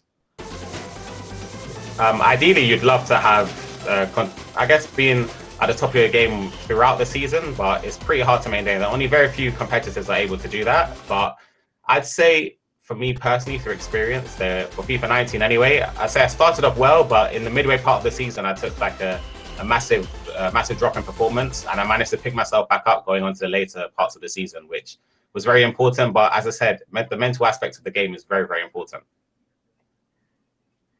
Great insight. Thank you, Ryan, for all of that. I think people are still a little bit unaware of how difficult competitive FIFA is, but also how welcoming it is. Yeah. Anybody can play and become a champion if they put the time in. All right, now I feel like I need a whistle, guys, because we are at halftime of the broadcast. And we want to encourage everyone at home to get up, stretch, move around. Just because we want you to stay at home doesn't mean we don't want you to move around, get the blood flowing. Now, on day 1, we had a keepy uppy challenge, and we're doing it by length of time, not necessarily touches. Right now, Mark Hatcher, caster from day 2, be the caster for day 4, along with Dan Gaskin, is in the lead. Now, you guys did it on day 1. I feel like, here's Mark here. He went full kit wanker on us. That's probably the best way to say it. He just needs his guards there, his shin guards, to really take it to the next level. But yeah, I mean, it's a decent first touch in a tight space. I respect it. Now, I'm going to turn it over to you guys. Yeah, I was going to say, all the pressure's on you for this one, Jim, because obviously you're the ex-professional here. So some stats there for Mark. 65 pace is generous, but he is physically a specimen. 2-star skill, definitely 1-star weak foot, and that's what I was getting onto, Jim. Not only do I expect you to beat, because you're going to have a go at this, right? I expect you to beat Mark. I also want to see use of both feet, because that's my main criticism for Mark there. It was very one-dimensional on that right side. Okay, fun fact about me, I had a 5-star weak foot in FIFA when I was in the game. I mean, so I feel like a lot of pressure. Secondly, wait, Mike, before you jump in, wait. Can I use a flat ball like the freestylers use to pull off their tricks? They all do it first time, Jimmy. Didn't you know that? No, did they really?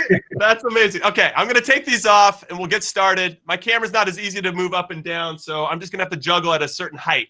And if I'm as good as I think I am, I should be able to pull it off. All right, here we go. Okay. I'm using a pumped up ball, by the way. To be fair, Jimmy does have a good left foot. It might be better than his right foot. And I'm expecting to actually use like the thighs. He's got to incorporate everything here. It's going to fall on my set as well. Yeah, we could see some damages. Yeah, go for it, Jim. 2, 3, I'm counting seconds. 4, I feel nervous right now. 6, 7. It's looking good. 8, 9, 10, 11. Well, these are long seconds, man. 13. You've got it, Jim. You got to say something. You got to set the tempo, Jim.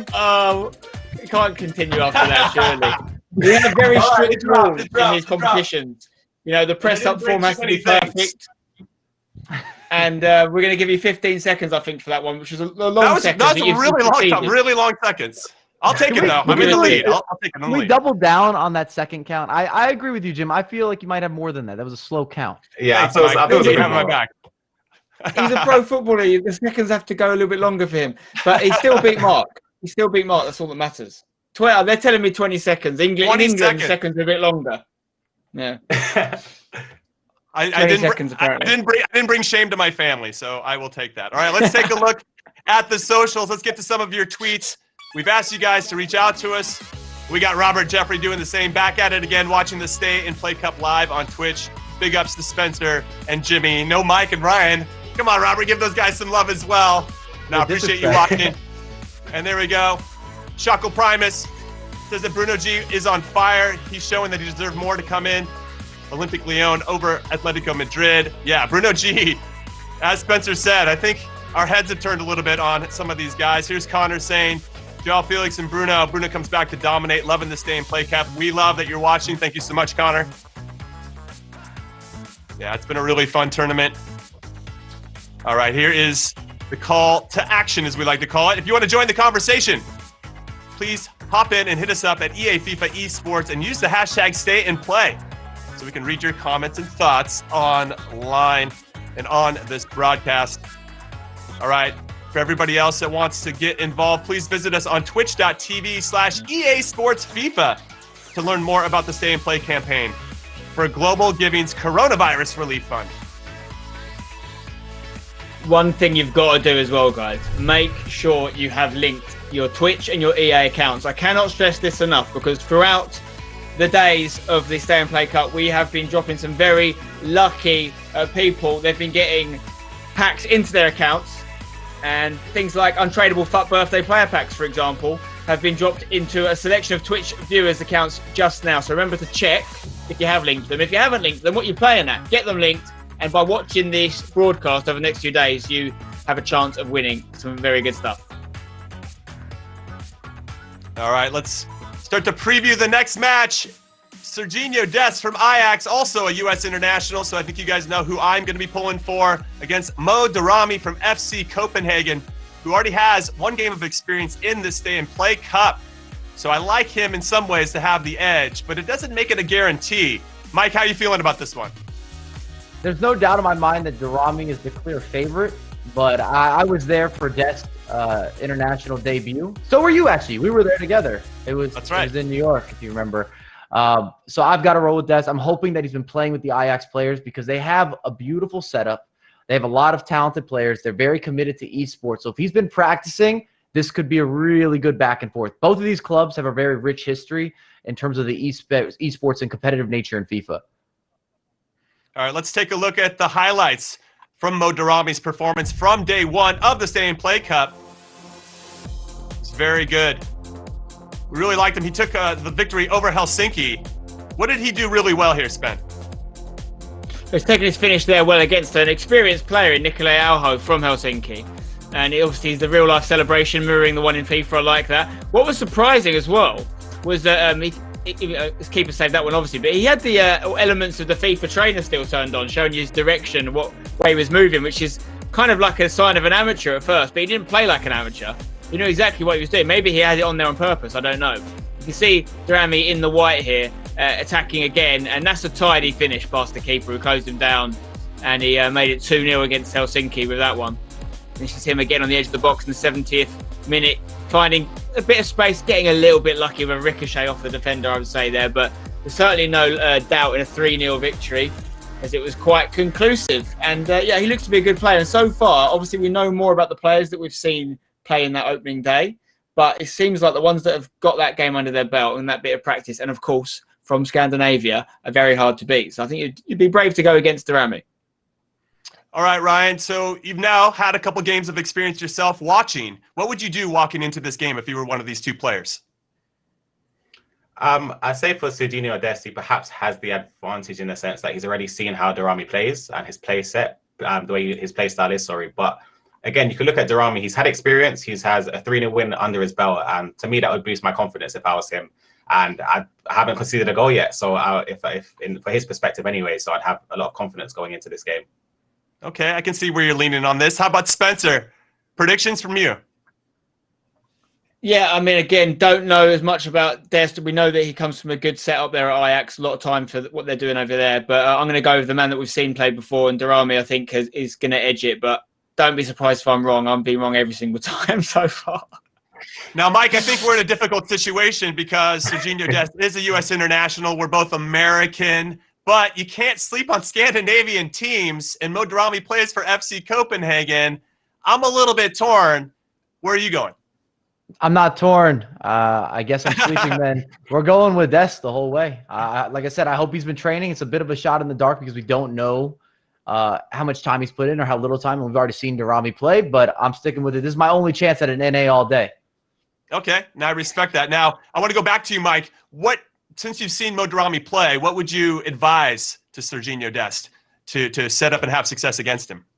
Well, Darami is very different than some of the other Scandinavian players. Most other guys are very attacking, a lot of skill moves, they're fancy footwork, they're going forward, they're very active. He was a lot more structured, a lot more defensive. He played through the wings. There was a lot of width. So as long as you get off to a start where you're able to maybe impact the pace of the game, impact the rhythm, and you speed him up, I think it would be a huge advantage for Dest. Okay, and then Spencer, almost the same thing. Put your coaching hat on really quick. Say you're coaching either Mo or Serginho. I'll let you pick. What are you going to say to them ahead of this one? Because there's a quarterfinal spot on the line. Yeah, well, like I said earlier, I really liked what Bahoui was saying about wanting to put his team, AIK, on the map and give them a chance to be recognised on a global scale on the level of the likes of, the Real Madrids and the Liverpools that have been in this tournament. And that's what I'd be saying to either team here. I'd be saying it's a chance for you to really stand out. And Ajax are obviously a club steeped in history in football. They've produced some of the best players of all time. Obviously really successful in the Champions League recently as well.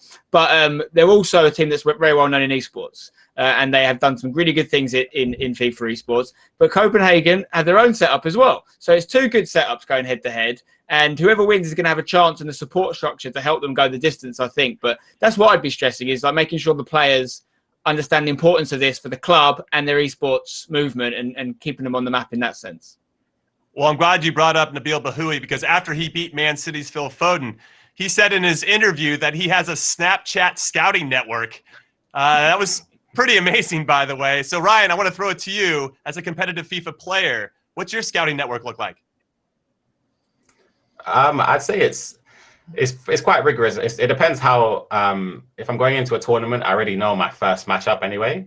But in terms of qualifiers and the Swiss format, you don't necessarily know your next opponent. So in terms of reviewing gameplay, I'd probably review gameplay of the top tier players like the Desaris, the Razeks, the Techs, rather than a specific opponent, unless it's my first opponent who I've known from perhaps a couple hours or a day before.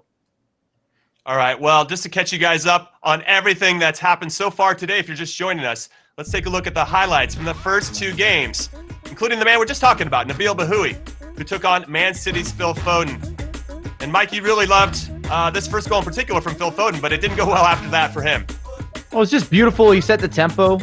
He had the drag back, opens up space. Aguero attacks that space outside of the box. What a finish. And you got to give so much credit to Bahoui to be able to battle back and stay composed. And you saw that what it means to both of these players. You saw a lot of emotion. A lot of people always ask, well, you play FIFA, they play FIFA. Do you still get mad? Do you still get happy? Do you still have ups and downs? Everyone has ups and downs. As you see this breakaway with Nabil Bahoui, almost had too much time in front of the goal, kind of second-guessed what he wanted to do, missed the finish. And if he was a little more clinical, and this has kind of been his Achilles heel in both matchups, he would have scored a lot more goals because his build-up play is there. Why you don't finish? Top corner, best corner, power, on power, and a better tactical setup compared to Mr. Foden. Yeah, and here is the highlights of the next game. Spencer, you were really impressed with Bruno G.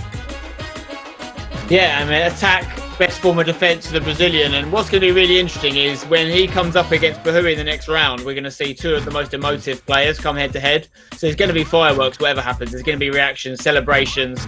If Bruno's got his mic on again, we're going to hear some noises as well from his side of the camp. But look at the passing he does. He's almost got like a flying V Mighty Ducks formation. 3 or 4 players running at the goal and just sideways passes. To draw the keeper out and draw the centre-backs out and create problems. So, yeah, really interesting through ball there again, and then the pullback. It's a very much a pattern of play that Bruno Guimaraes is adopting there.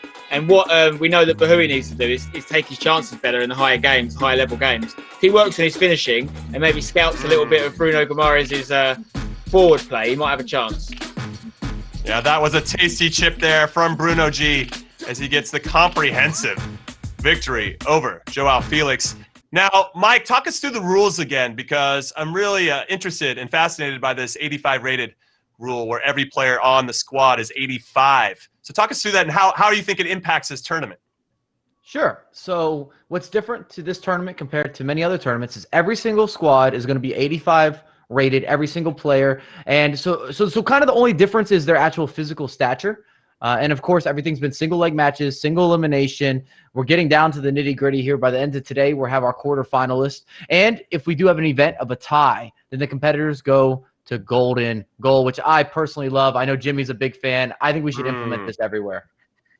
I mean, we used to have it, and then it disappeared. So that makes me sad, and I want to bring it back. And this is the best way to do it, through esports and through FIFA, to be like, listen, come on, guys. Let's make it happen once again. Now, Spencer, let's talk about the bracket, especially for these players that, well, especially in Serginho Dest's case, what he has to do, to win, and then who he's going to play next. Sometimes it's hard to not look forward is kind of where I want to go with this. Yeah, Serginho Dest, obviously, it's his first game of the tournament. But if he wins this game, he's going to play Fabio Silva, the youngster, 17 years old. And it was quite impressive in arguably the best game in terms of entertainment and tightness between him and Aurier yesterday, which was 2-2, and the only game that has gone to the golden goal that you're so fond of. So Fabio Silva is waiting for the winner of this matchup. And he was a good player. It's very hard sometimes when you've only seen players play once and obviously against a certain opponent to kind of really gauge their level. And I would say Fabio Silva's skills looked decent. They looked honed, but I'm not necessarily convinced it is a matchup for some of the better players in this tournament. And he's obviously got a chance to prove me wrong against the winner of this one. But if you're Durrami, for example, you win this one, and that would be 2 wins from 2 going into that tournament, you've got to feel confident. And may I reiterate, we have not seen a Scandinavian lose a game of FIFA in this tournament yet. They have come out on top every single time. And this next game, Jim, I think I'm right in thinking you've got a win-win scenario because you've got Dest as the US international, but you've also, I believe, got a bit of Danish in the family. I do. Is that right? Yes, that's right. I have a Danish background. And at one point, I could have qualified to get a Danish passport, which maybe would have changed my career in some ways. Yeah, I don't know if I would have played for Denmark or not. But yeah, that would have changed my path considerably if I had gone that direction. So yeah, you're right. I mean, it's a win-win for me. And I'm excited to see these two play. Now, we're having a bit of a competitive delay, which is to be expected given that we have so many people at home trying to make it all work behind the scenes. We have a fantastic crew that are putting this together and making it look seamlessly. So while we're waiting for that, we're going to continue to humor you with our insights and fun. Now, Ryan, I want to really kind of dig into competitive FIFA a little bit more. You have so much experience in this space. What makes the great players so great? And I'm talking about Tex and MS Dasari and our reigning E-World Cup champion, Moaba. I would say for someone at the top of their game, like the Tex and the Dossaries and the Moab and Nicholas, I could go on. There's so many top players that have proven themselves over the years. I'd say there's the ability for them to learn new mechanics that are implemented year on, year out. So, for example, going into FIFA 19 and proved throughout the season how important time finishing was and goalkeeper movement and other aspects that were added into the game. The ability to learn it quickly and as soon as possible before even the first qualifier has happened gives them that head start, and for them to continue adapting their game and just innovating the esports scene through their gameplay is probably the key aspect of the top players and how they can, I guess, compete on the highest level week in, week out on every single qualifier, and just having different aspects to their game, whether they could come back if they're 2-0 down, like Tex. He is unpredictable in attack, and defensively is probably, in my opinion, the most solid person defensively. But he doesn't get as much credit as he should have defensively, in my opinion, anyway. He's kind of renowned for his skills, but I'd say those are the main aspects. Okay, well, I appreciate that insight. And you play for Manchester City, so we wish you the best of luck once everything gets going again. Now, Mike, I don't want to discount what you bring to the table. You play for the New York Red Bulls. What do you think makes the great players great? Oh, to build a little bit off what Ryan had to say, some of it is getting used to the gameplay and then adding your own touches to it. And consistency is really the big difference between the best players and then other professionals. It's because they go to events and they always get results whether they play at their best ability or they still play at a decent level. And that's where you have a difference between competitors, and you see some of these skill gaps. MS Dasari figures out a way to get the job done. Moabas figure out ways to get the job done. Fnatic Tex gets the job done. There's been games where I'm saying, he's not really playing that well, but we're still talking about him winning, progressing, and being able to put together a solid tournament run. And you got to give a lot of credit there. And part of that is your mental capacity, how you deal with mental hurdles. We've all had bad beats in FIFA, and I think it's really important to be able to have short-term memory. So especially when you're playing two legs, which is the standard in competitive FIFA, because then you can get it back in the second leg. Or if you lose a game, you're in the Swiss format, move on to the next game. We're good to go. We got time. I can't keep thinking about that. It's going to affect my gameplay. It's going to affect my game plan. It's going to affect what's happening with me mentality-wise. Well, I appreciate you having a short-term memory, especially with your predictions today, Mike. That's a really good thing. All right, we're going to actually pivot and go to the last match and do it third on day 3 here of the Stay and Play Cup. Borussia Dortmund. Achraf Hakimi is taking on Gordon, Jesper Carlstrom. Look at those two. They look happy now, but we'll see if they will be afterwards. So Achraf Hakimi making his debut. Jesper's already played. We already have Jesper Lindstrom from Brøndby, who's really led the way for Jespers. Who do you like in this, Ben? Like I say, we've seen Jesper Carlstrom play already, and he was very good. He won 5-2 against Valencia, and it was convincing a display as you can want to put out. I've been looking forward to seeing Hakimi play. Dortmund, the massive club, obviously highest average attendance in Europe, very well supported club. He's on loan there from Real Madrid.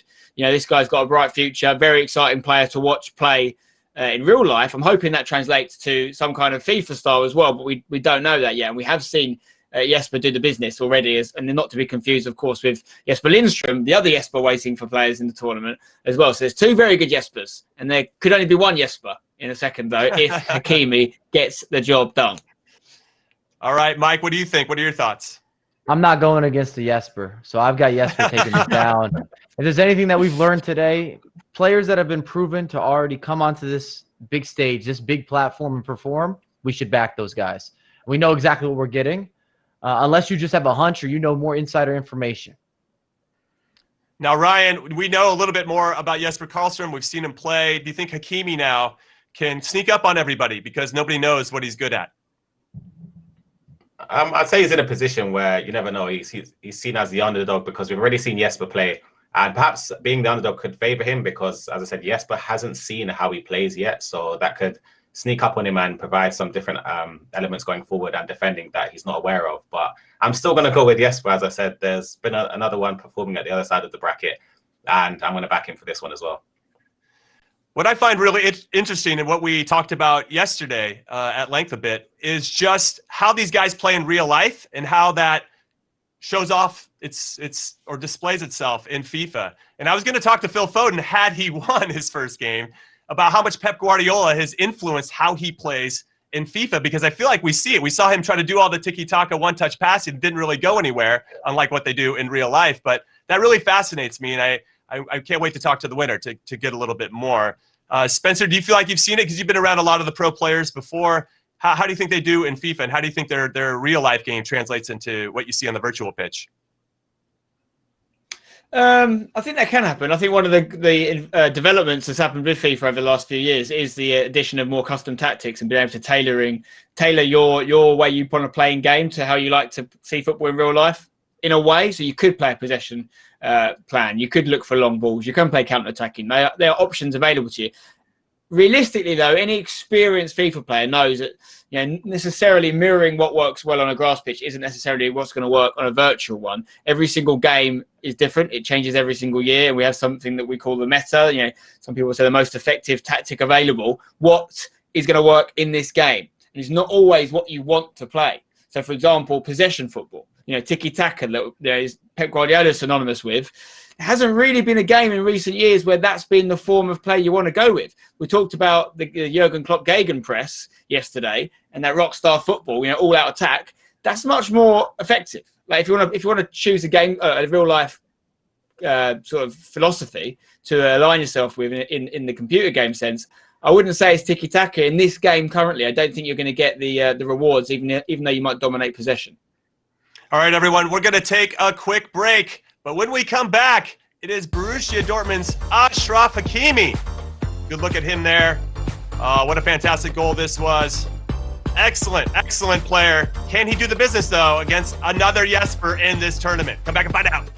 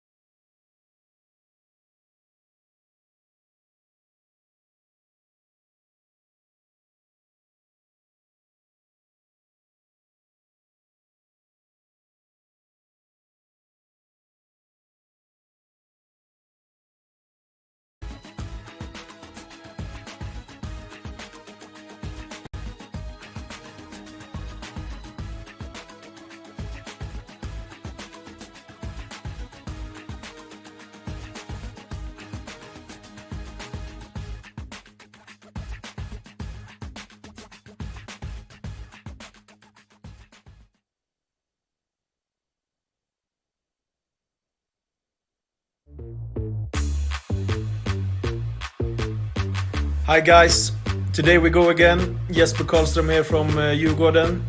I'm playing against Dortmund, 7:15 UK time, 8:15 Swedish time. So hope you will enjoy the game. And Hakimi, I hope you're ready. Wow, bringing the heat, Jesper Carlstrom. I love it. He's got a nice tidy haircut too. I don't know where he's getting one of those. I need a little bit of that love for my hair as well. What's up, everyone? I'm Jimmy Conrad alongside Spencer Owen and Mike LaBelle and Ryan Pessoa, a star esports player from Manchester City. This is day 3 of the Stay and Play Cup. We are very excited to be with you guys, especially for this upcoming match. Borussia Dortmund's Achraf Hakimi versus Jesper Carlstrom from Djurgården. So glad he said it, so now we know how to say it exactly right. Guys, very excited about this one. Jesper is a fantastic player. We've already seen him play. I think he's got a slight edge in this. Spencer, what do you think? We don't know enough about Hakimi to give an honest answer on that. You know, we could talk to him later and find out he goes 27 out of 30 on weekend league for all we know. So it's all going to come down to who's practiced the most and who's taking it the most serious. And I think we have seen a few players that are taking it really seriously. They're doing their scouting networks, for example, like Bahoui. So, but Jesper Lindstrom strikes me as someone who is here to go deep in the competition. So I back him for it. All right, let's take a look at Jesper's highlights from his playing game from day 1 of the Stay and Play Cup. A good look at him here. Mike, what'd you see about his game that you really liked? I love the variety, and this is why I like what I see when I'm looking at Jesper's build-up, the goals that he's able to score, and just some of the versatility. When you can go through the wings, you can go through the middle of the pitch, you can cross, you can cut in, you have skill moves in your back pocket. You're able to score free kicks. Wait till you see this free kick. It's absolutely fantastic. I don't want to spoil it in case you didn't see it on day 1. But it's top-notch. Top corner, crossbar, and down. You don't have these types of intricacies in your gameplay unless you play a lot of FIFA. Knowing when to look for the extra pass, being very clinical in front of goal, being comfortable. He's a humble guy as well. I'm telling you, don't doubt the Jespers. They came to play. I'd love to know how the nomination process or the choices were for choosing these Jespers, because these guys clearly have been grinding FIFA all year. Listen, I'm going to be honest. After watching those highlights again, I'm a little nervous for Hakimi. Because as you said, Mike, the variety in Jesper Carlstrom's game is quite impressive. Ryan, when you see those, what are you thinking as a competitive FIFA player? I feel like it shows that, as you said, he has been playing FIFA before, perhaps quite regularly. Attacking or going forward in attack, he seemed quite fluid. And to score a free kick like that is very impressive. As I said, I'm not the best at directed free kicks this year. So for someone that's got that in their repertoire, it shows they've been practicing perhaps in skill games and they know what they're doing. All right, just as a reminder for everybody, we're producing this around the globe, so we're working very diligently behind the scenes to get everybody hooked up and connected so that we can show you their games, of course. And we have a lot of fantastic people behind the scenes making that happen. But it's not that easy. Everybody's staying home, being smart. Now we're trying to play together. And sometimes that doesn't work as fast or as efficiently as we'd like. But just know that we have some really smart and intelligent people working on it. Now, Spencer, I'm coming to you. Throughout this whole tournament, what's been maybe one of the most impressive performances that you've seen? We've talked a lot about Jesper Lindstrom from Brøndby. Maybe he's the standout performer, but have you seen any other surprises? Yeah, he's the stand-up performer, but I liked watching Trent yesterday. Trent Alexander-Arnold, different kind of performance, but he's and we kind of identified it on the stream, and maybe that will work against him if his future opponents were watching that as well. But his ability to take it right to the byline and do what many people will call sweaty goals, you know, in the FIFA scene, and they won't like those sort of goals, but I personally appreciate them. I think it takes a certain commitment to the cause to score those sorts of goals. And back in the day, I think they were a lot easier to do than they are now, and that's where they got their reputation for people kind of exploiting it in that way. But I like that element of Trent's game. And if I was going back to this game we're coming up to see now, if I was Hakimi and I wanted to take any kind of solace in watching those highlights from Jesper's game, it would be, I'm not sure about Valencia's defending in that game. I mean, the free kick was great, but did you see how he won the free kick? It was a reckless challenge, and anyone that's playing at any kind of level is not making that sort of challenge. So Jesper's going to have a harder game, hopefully, against Hakimi.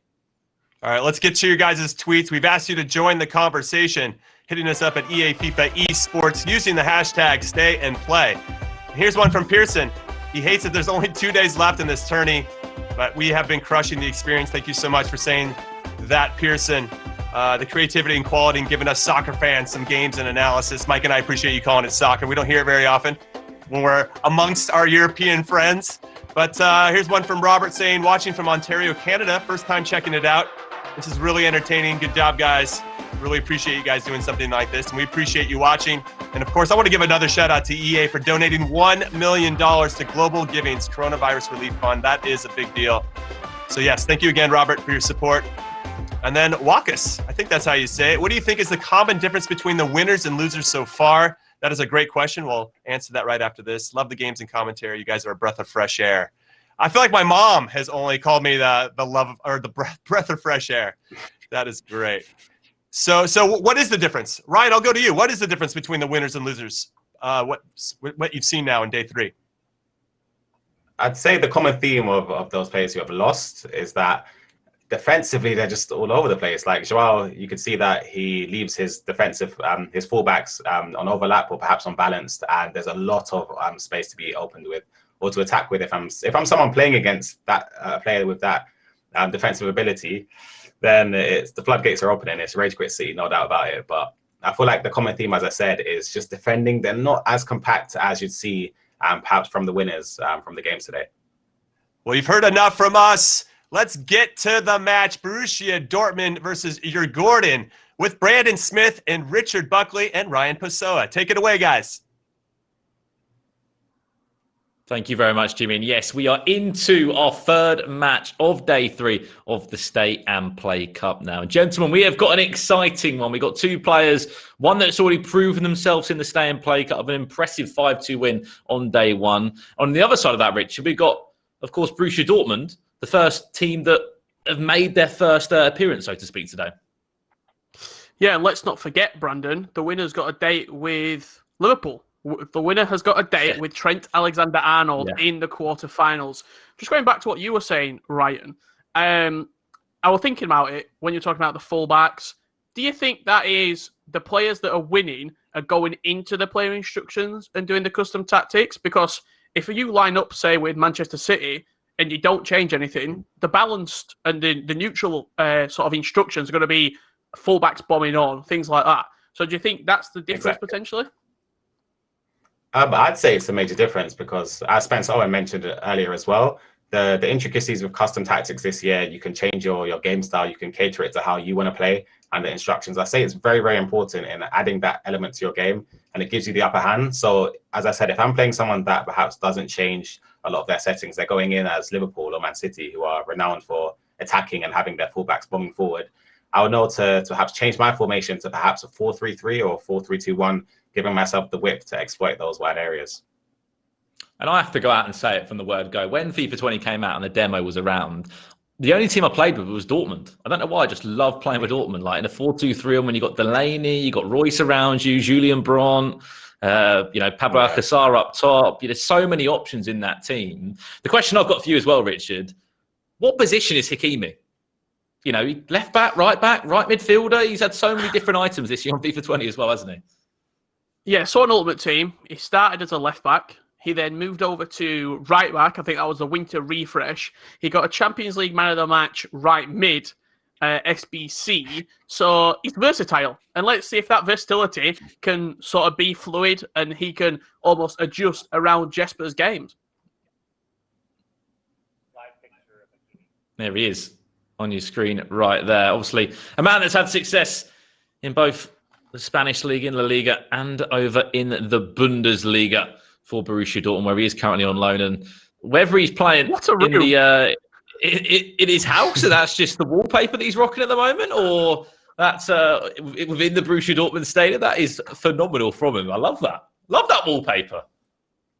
That's unreal. I've got a lot of time for that. If that is his actual home and he's got a Dortmund room, Hakimi, fair play to you. Fair play. Ryan, when that's happening for you, when are you going to get a Man City room? Get the wallpaper out. You've got time. You've got a lot of time now. So it's at home. A quick one as well on his opponent, Sergio Dest.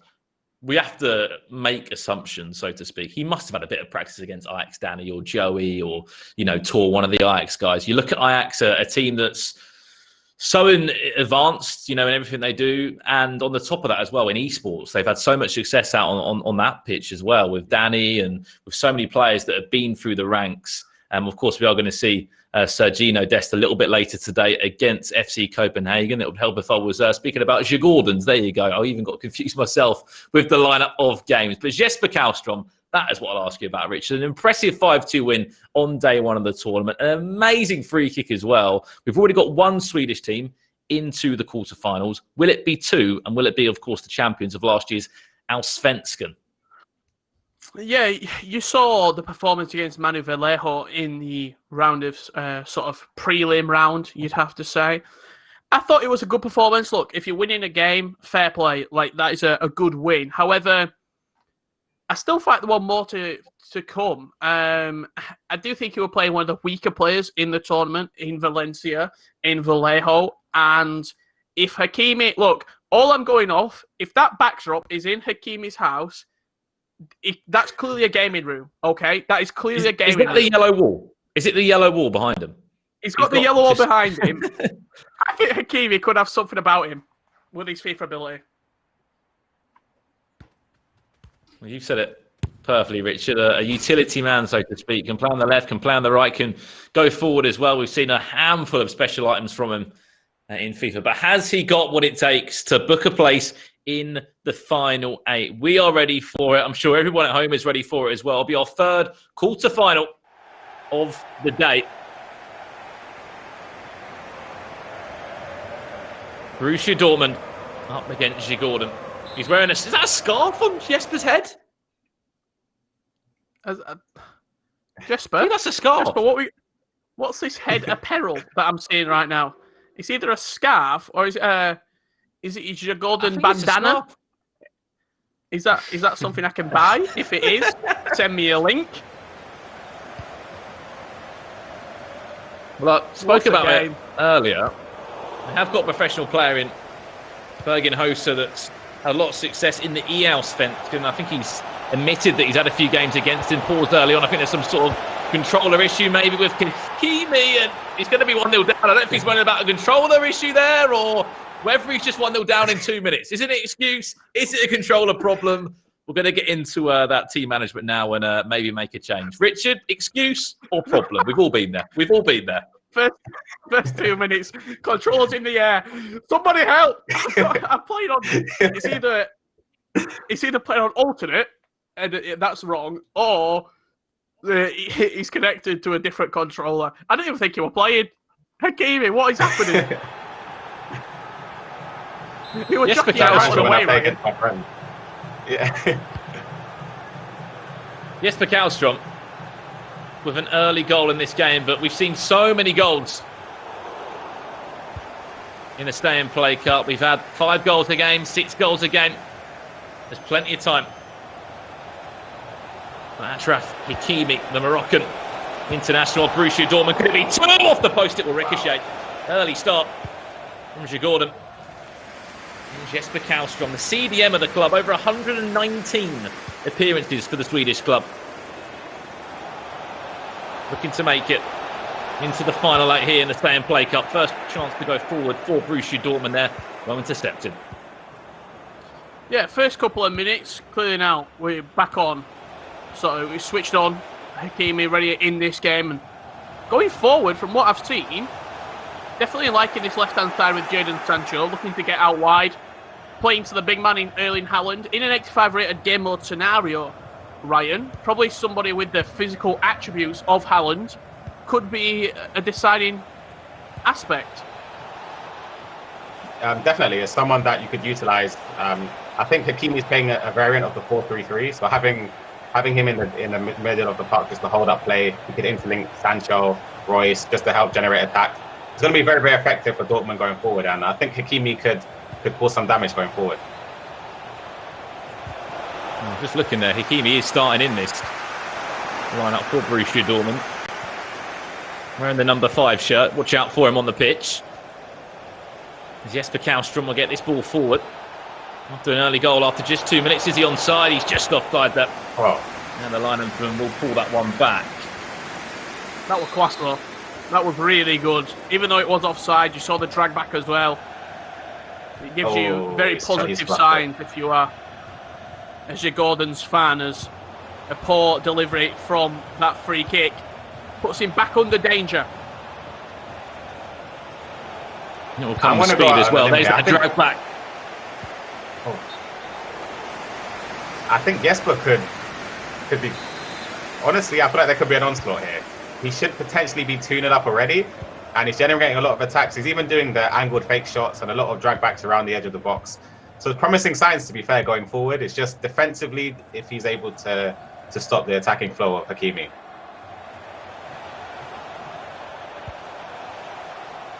There he is on the ball now, out on this far-hand side. Looks like he's found himself out on that right-hand side. There is Achraf Hakimi. Can he get that ball into the box, twisting and turning, a few fake shots in there as well, just to try and break down Jesper Carlstrom's defence. Does do well, and a chance to break out again, but look at the bigger picture of the Stay and Play Cup. Like, we're seeing some amazing ties here. Like, you know, if you are a Gordon fan, you're looking at a match here against Borussia Dortmund, which they've never played before on the real pitch. And if they do win this game, we'll be going up against Liverpool in a quarter-final.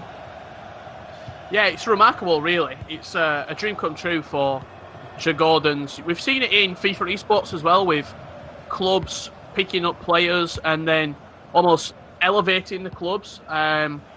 Somebody such as Megabit, when he was at Bromby, almost taking Bromby into the mainstream as Gordon's come forward there again. What a good tackle from Guerrero in at left back.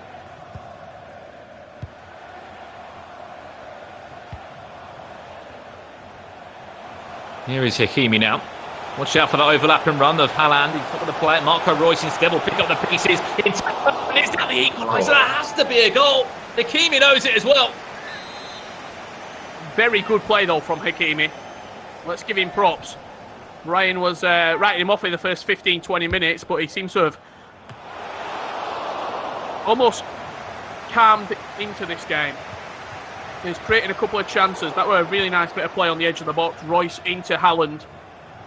It wasn't for a good save from Gordon's number one. Definitely, I feel like he generated a patient attack. I'm wondering though if Jesper moved the goalkeeper there, because I see him moving it with the goalkeeper from the corner. I'm wondering if he moved him in that chance, because for me anyway, if I'm in that position, I'd say 90% I'm going to bury that. But if he did move the goalkeeper there, fair play. Well, lads, let's just take a minute, because if you think back to the last time that Jesper Carlstrom was over a freak on the edge of the box, it flew into the back of the net. He's now got an opportunity to do so. From 26 metres out. Can he deliver it again? I don't think that one could be going in. That one looks very dangerous. It's not going to be challenging Berkey there. In the Borussia Dortmund net. I think it was just a little bit too far out, wasn't it, Richard? A little bit too central as well. That free kick, he couldn't get it up and over the wall. He decided to go with power in the end. Hakimi looking to counter-attack, driving towards that Gordon's back four. Does give away a throw-in, but in dangerous territory. Some good yards made up for Dortmund and the yellow wall. I'm sure there's plenty of people around the world right now supporting Hakimi and Borussia Dortmund. They've got one of the most loyal fan bases in world football. Get behind your man right now. For me, if I was a football player and I had my card or my player in the game, I'm 100% generating pretty much every attack down the side he's playing on. You can notice it with Hakimi. He's just generating a lot of the attacks down the right side of the pitch to try and give it to his player. It was something we've been speaking about in the Stay and Play Cup, Ryan. If you are a professional footballer and your items in the game, do you play yourself? I think out of all the players that we've seen, out of the 20 so far, of course we've still got to see Ajax as well. We've seen 19 players so far playing the Stay and Play Cup. I would say a good 17 out of the 19 have started themselves. One or two haven't, but you've got to be starting yourself. Absolutely. I mean, I feel like just scoring would just be amazing. You saw João Felix's face. He might have lost 6 goals to 2, but when he scored with his own player, it was almost made up for it. That were it. Added time. On just 2 minutes left. Gordon with the final attack of the game. It's defended well, and credit where it is due to Hakimi after conceding early on, whether it was a controller issue or not. He has settled into this game. Defensively, he has looked more sound as well. You just see his player jockey in there. Superb once again, and we go into half-time at 1-0 to the Swedish side. A chance to look at the stats. Has been more chances to Jesper Carlstrom, Richard. He's rocking a 4-2-3-1, and we might be seeing one change for him now at half-time. Yeah, it looks like he's changing his centre attacking mid. By the looks of it, is Jesper Carlstrom. I wanted to put a bit of attention onto Zagadou at half-time, the Dortmund centre-half. A lot of Hakimi's defending has been done through Zagadou. He's 6'5", and with the 85 rated stats, serious centre-back in use for him. There is quite a bit of height to this Dortmund team. Yeah, as you mentioned, on the 85 mode specifically, having someone like Zagadou, who's obviously below rated, he's below 85 rated regularly, but to have him boosted up to 85 with his stature, it's going to be very, very effective defending with him. I just don't know how Jesper Carlstrom just repping that scarf on his head. It must be like wearing a woolly hat inside. How's he not sweating yet? Tell you what, though, it could be 2 goals to the good. And for the cutback, in all honesty, the wrong cutback choice. But he's going to try and time that run on the edge of the box instead. But his pass is caught up there. Possession will change hands again, but not for too long. And look, even though we have been praising Jesper Carlstrom's play, this is only 1-0. 1 goal, Hakimi can get that confidence, get the momentum flowing, and potentially turn over Jesper Carlstrom if he doesn't take the initiative and score a second goal. In all honesty, I feel like Hakimi, he's leaving a lot of space open for Jesper to attack into, but he's defending pretty well. He's jockeying manually and trying to cut the lanes. And in all honesty, he's doing a good job of it. It's just I feel like Jesper's not making the ideal choices in certain scenarios that he's getting into. It's a great ball. This could be dangerous. What's that? There is a man there. He went for the wrong pass again. I thought the back post option. Still not dealt with, though.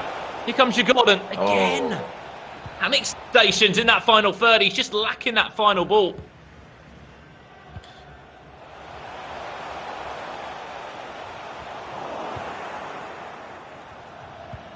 As soon as he gets it going forward, though, he's sort of just running into Gordon's defenders, is Hakimi. Maybe see a different attacking philosophy potentially in the last 30 minutes. Hummels comes across to intercept the ball. That's your centre-back out of position. Could be a gap in the centre of the pitch. Lovely drag back. That's the goal that has been coming. Talk to me about that, Ryan. As you said, it's been coming, and in previous attacks, I feel like he's been lacking composure on the edge of the box. He's been making passes where there's so many different options to go on. He's choosing the wrong one each and every time. But in this situation, he held his composure, he held his own. A drag back onto the left foot was honestly something I would do as well, and places it into the top corner. And a goal that I feel like has been coming, and it's going to be up to Hakimi now. What does he change in order to get back into this game? We can just see the team management there. Carlstrom, of course, starting himself with the captain armband on, and what performance it has been for him. We spoke about it. I think you touched it perfectly, Ryan. That one word, composure, it was lacking for him in that final third. That one chance he needed a bit of breathing space in this game. I honestly think with that 2-goal scoreline, it's going to be a hell of a job for Hakimi to try and turn around, Richard. Given how Hakimi's been going in the attacking third, there's been a couple of chances created, but it's just lacking that killer instinct in the final third to finish a chance, to play that extra pass. Defensively, Jesper Carlstrom, there's been a couple of holes that Hakimi's been able to work through. Just there, straight away, Haaland, maybe with a ball roll, maybe with a little bit more, as I said, that killer instinct in the final third. That could have even been a chance. Definitely, and it links back to composure again. Oh, Yeah, I say it links back to composure again, and it's something that I noticed with players that perhaps aren't at the top of their game. They do have elements that they can improve on, and I say with Hakimi, he seems to be sprinting all the time, which, in my opinion, is one of the things which lets people down, especially going forward. Because if someone's reading your runs or manually defending against you and jockeying, if they notice that the ball's far away from you, I'll just switch player and try and tackle you, and the odds are I'd probably get it. You hit the nail on the head as well, because if you just look at the stamina bars of all of those Borussia Dortmund players. Here's Royce. I think we could be in a constant press right now.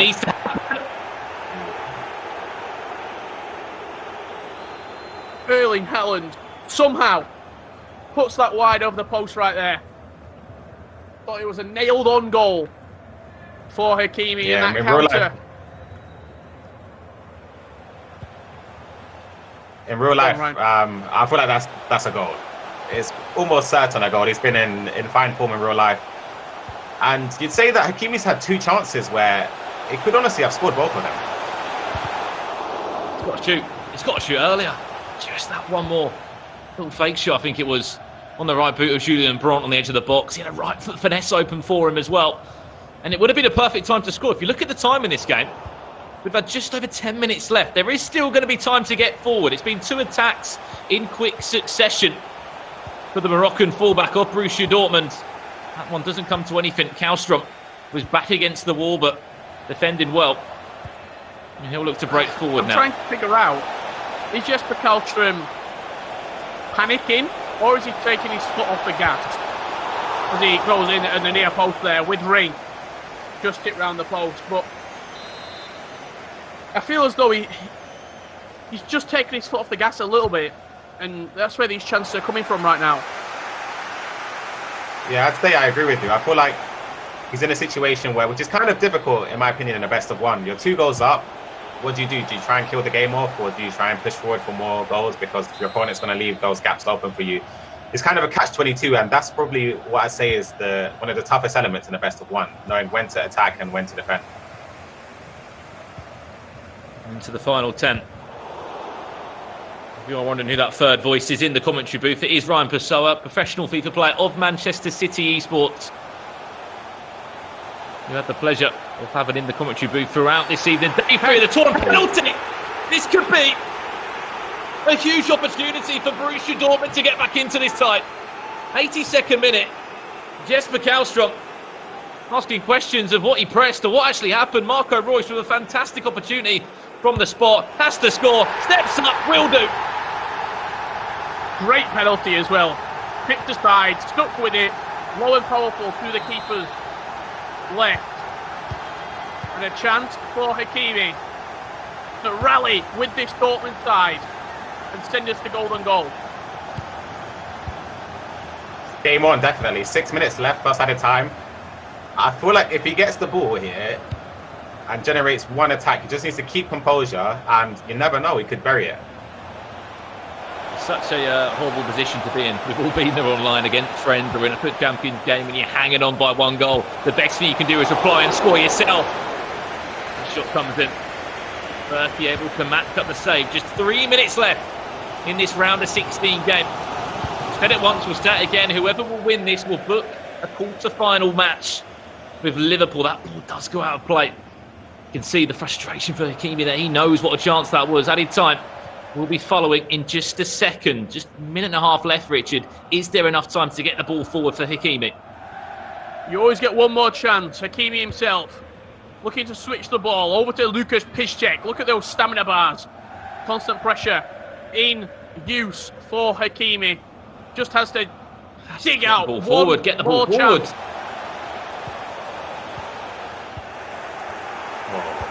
To be honest, I think Ryan can agree with me here. The stamina has been such a problem. Oh no! Fake shot!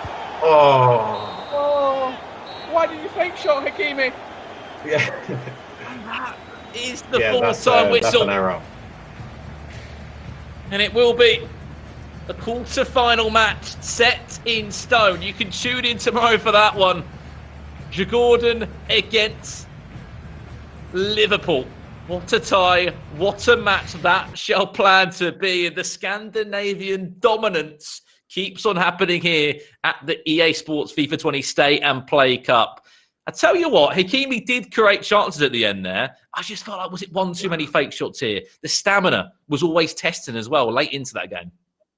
The chance in the first half with Haaland, if he scores that, we've got a different game. Then late on, he had 2 chances where if he didn't fake shot, he could have got a chance on goal. What a game. Djurgården's goal through by the skin of their teeth, Brandon. Yeah, they do indeed. And of course, fantastic game once again. We've got one more round of 16 going to come up a little bit later here on day 3 of the Stay and Play Cup. Before we do so, I'm going to throw it back over to Jimmy and the guys to break that one down. Thank you, birthday boy Brandon Smith and Richard Buckley and Ryan. Good to see you again. I'm Jimmy Conrad along with Spencer and Mike. Now, guys, Jesper almost gave it away there at the end, but he is victorious. He now faces Trent Alexander-Arnold. That is already a tasty affair, if I could look ahead, Spence. It is, but we need a steward's inquiry. What happened to that first goal? We saw Hakimi's reaction. I've watched it back, and he was definitely playing. He was definitely involved, and he was trying to track him down. But then something did happen on the edge of the box. You can see he went to sprinting. I'm not sure exactly what happened with the controller, but that is the goal that ultimately cost him it. Because to take that goal out of it, it's 1-1. So Jesper Carlstrom, whilst is clearly a very solid player and shows signs of really being capable, I don't think he's kind of really convinced us any more than we already thought for that game there. And against Trent, I think we might see the first Scandinavian fall. But he figured out a way to win the game and made the plays that mattered. Let's bring him in now. Jesper Carlstrom. First and foremost, I love that you have a scarf on your head. That's number one. Second, congratulations to getting to the quarterfinals. How did you think this match went? Thank you, first of all. Yeah, it was a tight game. Got an easy first goal. So then I got confidence, and it was a lovely second goal. And was a bit nervous in the end, but very happy about the win. Jesper, talk to me about the new headgear you've got on, the new scarf. Was this a tactic of yours to make your head warmer? What are you thinking? No, it's my lucky scarf, so I just wanted to get some extra luck, and yeah, it worked. I'm hoping for next game. Now we have the scarf. We're going to have the jersey. I need like an overcoat as well. You just got to have the complete ensemble. And now that we are looking a little bit farther forward, we've seen Trent play. We've seen you play. Who else is on the radar for you in terms of potential opponents that you're looking forward to the matchups, or guys that maybe you're concerned about? Really, I don't care about the other players. I'm just focusing on myself. So I don't know. Doesn't care. See, I love that answer personally. I feel like that's like the correct mindset to go into the next games. But what would you say your key asset is going forward? What would you say will give you the advantage going into your next game? No, I feel confident. You know, beating big teams like Valencia, Borussia Dortmund. So I feel very confident, and just going to focus on my own game, my own style of play, and yeah. So that's it. And bring my scarf, of course. Well, Jesper, thank you so much, and congratulations again on the big win. We look forward to seeing you play in the quarterfinals against Liverpool's Trent Alexander-Arnold. Thank you very much. There he is. The second Jesper. We only have 2 in the Stay and Play Cup, and they're both through to the quarterfinals. Let's take a look at the highlights and what he did to beat Borussia Dortmund, the Black and Yellows, Achraf Hakimi. Mike, walk us through this, please. As I do. And obviously the first goal, we're seeing players kind of pull up. He gets a good layoff, finishes the opportunity, puts him in the driver's seat. And there's something about Jesper. He has this tricky yet sophisticated way of attacking. Even at home, you can almost see what he's planning to manifest, but you wonder, how is he going to do it? A couple beautiful saves, or big-time saves from his goalkeeper as well in this matchup. He didn't give up a lot of chances to Hakimi, but when he did make a mistake, it was a big mistake. And that's one criticism that we're going to have here with Jesper. Is he going to be exposed a little bit defensively, potentially going forward? But you see the drag back, top corner, best corner. He has the FIFA meta, so to speak, down packed in terms of what to do in certain scenarios and situations as he squeaks out the 2-1 victory and he moves on. Jesper Carlstrom has advanced. We'll take a look at the brackets, the updated brackets. He facing Trent Alexander-Arnold. Just an early prediction here, Spencer. Can he do it? He's definitely got a chance. Definitely got a chance. I mentioned earlier that Trent, I think, might have the edge there. But it all depends on the way the two players match up against each other, doesn't it, really? I think he can. And we could see both Jespers going all the way to the semis. But I feel like Trent might have it. Yeah, take a good look there. It would be nice to see an all Jesper semi-final. Just for the memes, just for the Scandinavian love or whatever we want to call it. But yes, we are going to take a quick break, everyone. We have one more match to go here. The Stay Play Cup on day 3. It's going to be Ajax, Serginho Dest, the U.S. international, taking on FC Copenhagen and Mo Darami. Don't go anywhere. One big match is coming up next.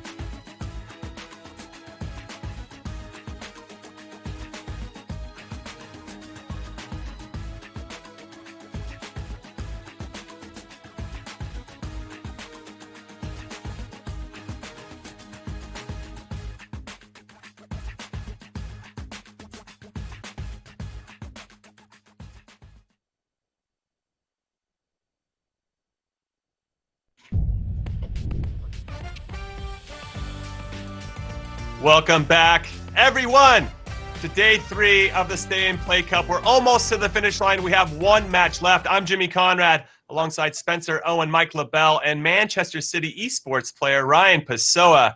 Guys, one match left to go. Ajax versus FC Copenhagen. This Stay and Play Cup has shown one thing and one thing only. Scandinavians know how to dominate FIFA tournaments. But let's take a look at the socials and see what people are saying on Twitter about this tournament. First one is from James Cunliffe. Shocked at how the Premier League players have performed so far in the Stay and Play Cup. I agree with him. Quite surprised at AIK. Think he might make the final. The sheer level of performance has been insane. I'm going to come to you guys briefly about that comment in particular about Premier League players. But yes, James, thank you for watching. Then EA FIFA Esports, the Nordics continue to march on towards the trophy. Liverpool says Player of the Day award onto the quarterfinals. Trent Alexander-Arnold is back in the Stay and Play Cup action tomorrow. That is right. All 4 quarterfinals are going down day 4 of the Stay and Play Cup. Saturday, it's all happening. We're really excited about that one in particular. And of course, we're excited about this last game, Ajax versus FC Copenhagen. So send us your tweets. We want to hear more from you. We love seeing your beautiful voices here on our broadcast. Join the conversation at EA FIFA Esports. That's who you need to tag, and use the hashtag Stay and Play.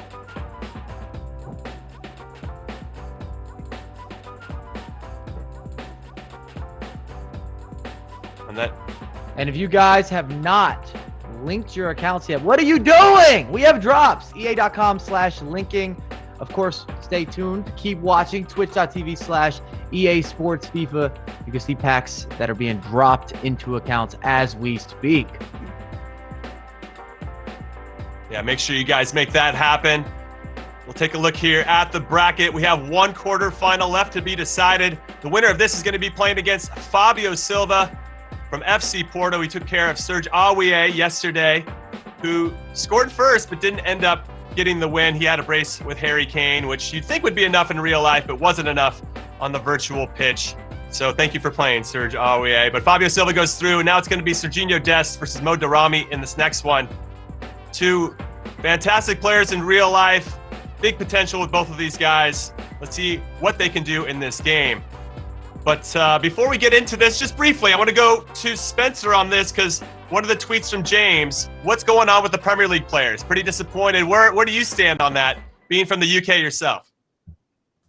Yeah, well, it's one of 4 that have made it through. That's been Trent, of course. We've seen Cesar fall, Foden fall, and you just mentioned there Serge Aurier fall as well. It's not great, but I heard a rumour that apparently Liverpool are going to get given the Premier League title if Trent wins this tournament, so that's why he's doing it. Apparently, no, it's not true. That is not true. That is not confirmed. But no, Trent is carrying the Premier League name right now, isn't he? And I think Cesar had a really tough draw against what is arguably still the most convincing player in the tournament so far, in Jesper Lindstrom. He was unlucky to go out there. I think Serge Aurier lost on golden goal. Could have gone either way. Phil Foden, probably the only one which came in with a little bit of pre-tournament hype that didn't quite live up to it. But, he's a young lad. He's got plenty of future football and FIFA tournaments to put that right. Okay, Ryan, since you represent a Premier League club, Manchester City, where do you stand on this, knowing that the Premier League hasn't done that great in this tournament? As it was mentioned, it's a bit surprising as I backed Foden, not just to win today. I thought that he would actually go the distance perhaps and meet someone on the other side of the bracket in the finals. And you saw Serge Aurier fall short yesterday. And I guess Trent, it's up to him now if he can go the distance and hopefully win the whole thing. All right, well, now focusing on this match again, Ajax versus FC Copenhagen. Fun fact for you guys, the last time that these two met in real life was in the round of 16 in the Europa League, the second leg in 2017. Copenhagen went into the second leg up, and they lost 2-0 in Amsterdam to get knocked out 3-2. Ajax advanced. They ended up getting to the final, where they lost to Manchester United, where Jose Mourinho was still in charge and got the trophy. That had to be heartbreaking for Copenhagen. So in some ways, Mike, this feels like it could be somewhat of a revenge match for Mo Darami in Copenhagen. And on a side note, Johan Cruyff Arena is beautiful. If you've ever, or in Amsterdam, you have a chance to check that out. But for sure, for Darami, I think this is going to be a close game too. I even spoke to some of the Ajax esports management guys and asking, hey, give me some more information about this. How are we going to perform here, especially as the NA all day movement? And I'm not sure. They said that they're confident. He's been playing, but it didn't sound like one of those 10 out of 10 confidence situations. It didn't sound like they had that type of confidence in him. So we'll see. I don't know if it's just because all the Nordic players have been performing so well. So nobody wants to say, oh, yeah, we're going to knock them out for sure. But we'll see what's going to happen next. We have our last game. That's right. We are going to see what's going to happen next. That game is coming up right after this quick break. And here's the good look at one of the competitors, Mo Darami from FC Copenhagen. Can he take down Serginho Dest from Ajax? We're almost to the finish line of day 3 of the Stay and Play Cup. Come back and find out.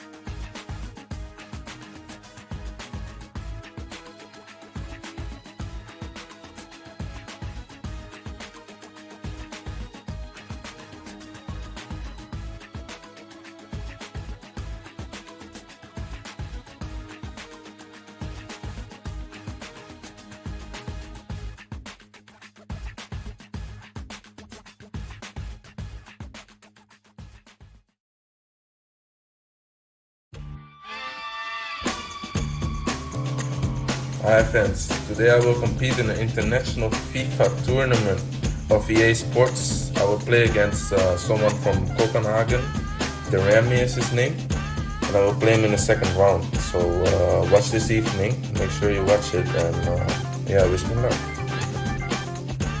Hey guys, I'm ready to play against Ajax. I hope my supporters will be there. 2 stars up there. They told me a thing or two, so I'm ready. Can't wait to the game is starting and to show some real FIFA skills. See you. Gotta love the confidence there from Mo Darami from FC Copenhagen. Now, what a setup he has, Spencer, Mike, and Ryan. I mean, Ryan, is that a better setup than maybe you have as a competitive FIFA player? It's a setup I respect, absolutely. And you see on the screen behind him, he's got Age and Marcuso. So if he's taken any advice from them two, then honestly, he could go the whole way because those two are fantastic players. Okay, all right. And then Spencer, for you, how are things looking in this matchup? I was just going to ask what part of America that accent of Dest's coming from. Is that whereabouts is that? Is it Philadelphia or is it Seattle? Whereabouts is it? Hey, we'll add to our talent pool any way that we can. That's in Minnesota. Right? Minnesota, Spence. It's in Minnesota. That's what you said. Okay. Yeah. North and South Dakota as well. They sound we like won that as well. the Cricket World Cup with most of the people that weren't born in England, so we can't talk about that. But no, listen, I really like Darami, by the way. He's a very smiley character. You look at he reminds me of Mo Alba in many ways. He's always got a smile on his face. You look at his sort of profile picture that we'll be using here, massive smile, and his little video there for his fans as well. I quite enjoy it. So nice to see some positivity, and good luck to both players. Yeah, Serginho Dest from Minnesota, apparently, Mike LaBelle. What do you think he has to do, since you've seen Mo Darami play, what do you think he has to do to have success in this? Is it important to score that first goal? Because we've seen sometimes, yes, well, day 1 and day 2, and not so much in day 3. You said it. Nobody has scored yet against Darami. So I'd love to see if he goes down a goal early, if he's going to be able to rebuttal, if he's able to come back, if he has that within him. Does he have that level of composure? What level is he really at? Because that's the showcase between some of these players. It's not just are they clinical, are they defending well, how's their build-up play, but also how do you battle back when you maybe start slow or you're not clicking properly? Are you going to be able to get through this? And I'm really interested in this matchup. I still believe strongly, even though I haven't seen Des play, that if he's a quick tiki-taka player, that would be a big advantage for him versus Darami if he's able to force Darami to play at his speed. So this is what I'm going to say. There's a trend emerging here at the Stay and Play Cup. Every player that played in the play-in games, okay, round 1 on day 1, has now advanced. You got both Jespers, you got Nabil, and now Mo Darami's the last player. I think with that trend, he's got to be the favorite, Spencer. I really feel like he's going to be taking the lead in this one and taking charge. But maybe Serginho Dest will prove me wrong. No, I mean, I'm not going to disagree with you, particularly when you combine the Scandinavian factor. I mean, they're both the same stats, really, aren't they? You can either say all the Scandinavians keep winning, or you can say all the people that on the first day that played on the first day kept winning. Either way, the stats look good for Darami. Maybe it's time to upset the odds, though. Why not? Let's see a shock. Let's see an upset. I would agree, though, that the stats suggest that Darami is going to win this one. All right, before we get into this match, we want to show you guys what it looks like in the competitive FIFA scene with some of the winners from the FUT Champions Cups in 2019. Take a look. Here we go to the final day of the first major of the season. We only have 8 players left. And now we're here in the cross-console final here in Bucharest. And it's going to be Joksan from Epsilon up against F2 Tex. He's safe on that right-hand side. Oh, my days. What a header from Ronaldo. F2 Tex, another huge win at the first EA Major. You're one of the best FIFA players in the world at the moment. Xbox Grand Finals. F2 Tech taking on MS Dasari. Bullet whips this one in. Oh, yes, ABO would have won it. Can you believe it? MS Dasari dethrones F2 Tex. Here we go, this is your grand final. MS Dasari from Saudi Arabia against Nicholas from Argentina. Oh, lovely fake shot. Oh, and a lovely goal as well for the man on the away console. MS Dasari once again. Congratulations to the Saudi Arabian. Welcome to Bucharest. It is day 3, the final day of the 3rd major of the FUT Champions Cup. I'm going to make a brave prediction here, if I may, but I don't think a German's going to win.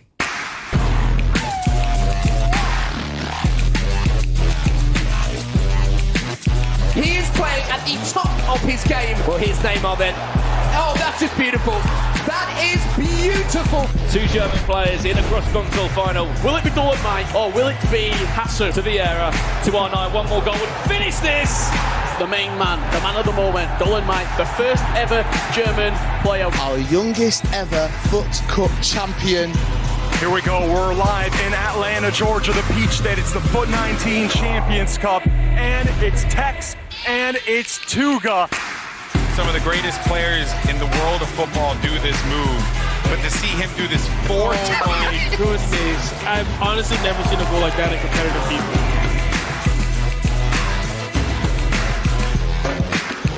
That man on your screen, he is the special one. F2 Tex does it again. Look at the pace of Mbappe there towards the back post. It's 3, just like that. Blink and you'll miss it. I don't really mind what Desari says. I'm by far the best player in the world. I beat him twice this year. He's beat me once, so I know best. To Pele, back to Pele again to score and to deliver. He calls himself the king of the jungle, and he could be the king of the Xbox here in London. Using those 2 CDMs to try and find the ball in behind it. Eusebio has found that ball in behind. The shrug of the shoulders there from Maestro, because he's realising he's up against the king of the jungle, and that is MS Desari. 3 times FUT Champions Cup winner, the reigning world champion, and maybe, just maybe, the best to ever play the game. The Saudi Prince, it's Rogue MS Desari.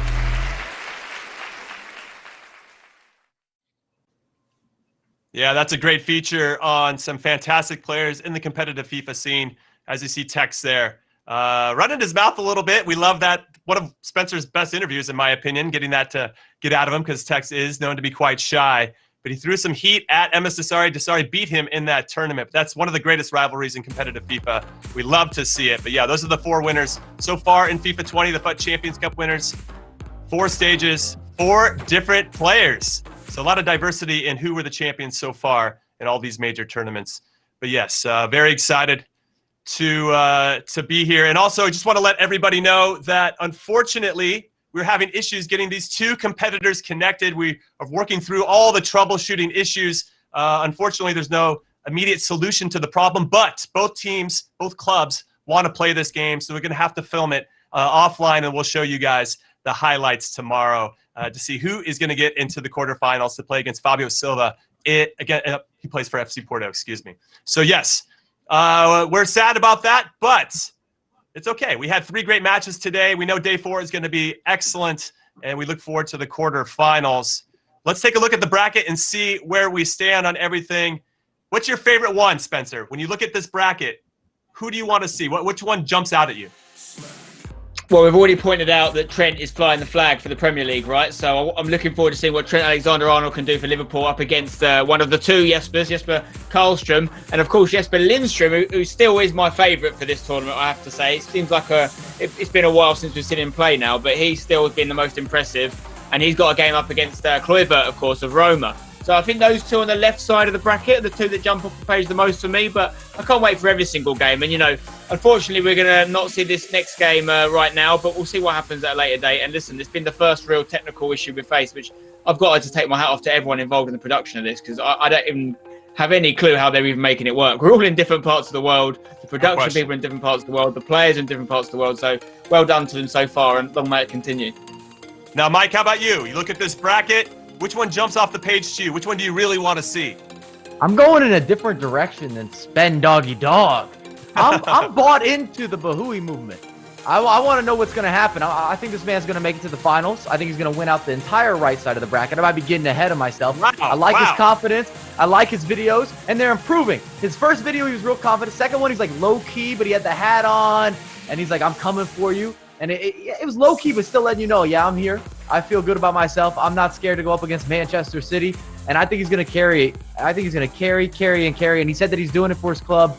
I expect to see him in the final. I expect to see another great selfie video, and I'm looking forward to that matchup. There's going to be a lot of goals. Wow. There's going to be a lot of goals. Those guys both go forward. That is a bold shout, Mike, because I don't know if you remember Bruno G for Olympique Lyon, but he laughed every time he was scoring a goal against Atletico Madrid's Joao Felix. I mean, he was in cruise control. That should be a great game. How about you, Ryan Pessoa? What do you think? Which one jumps off the page for you? For me, it's probably got to be Jesper Lindstrom, because he's already got 2 wins under his belt. He's scored a lot of goals already, and he's showing elements of a competitive player. So I'm kind of interested to see how he'll do facing against Kluivert, who also had a good win under his belt. So we'll see who comes out on top there. But in my opinion, the winner of that game could potentially go all the way. Yeah, you saved yourself there, because I was thinking Justin Kluivert's getting no respect from Roma. He only won 2-0, and it wasn't a dominating performance, but I still think he's got a little something to his game. But just to kind of double down on what you guys are saying, I feel like this is the Jesper's tournament, or at least a Scandinavian team. I know Mike is definitely in Bahoui's corner. Whew, I don't know. It's just hard to go against all the players that have been in the play-in game. I feel like they got that experience. They've relaxed, and they've definitely taken control of the Stay and Play Cup. So, Spencer, day 3 all wrapped up. What were your final thoughts today? Some great stuff. Again, I think Bahoui's become a bit more of a fan favourite, the perfect kind of competitor in many ways. I'm willing to make a bold prediction, because you saw me do it in that clip there about not thinking a German would win, and then the editor sort of stitched me up. They didn't put any of my good predictions in. You know what I mean? But listen, I'll make another one. I'm happy to take any kind of dare. If Jesper Lindstrom does not win this tournament, then you can just tell me what you want me to do on stream, and I'll do it, because he's going to win it. Wow. Shave your head. We want you to shave your head. That's come on, not that. You can't just say anything in that. Can we shave his eyebrows? How about his eyebrows? It won't come back. All right. Well, Brian, thank you so much for being with us. Good luck and congratulations for being with Manchester City. We really like to be a part and have your insight on the show. Now let's take a look at tomorrow's schedule, so you guys know what to look forward to heading into day 4 of the Stay and Play Cup. As we saw with the bracket, Jesper Lindstrom versus Justin Kluivert from Roma. Carlstrom versus Trent Alexander-Arnold. That's a good one. Bahoui, Bruno G. And then Des Darami, which will be solved later.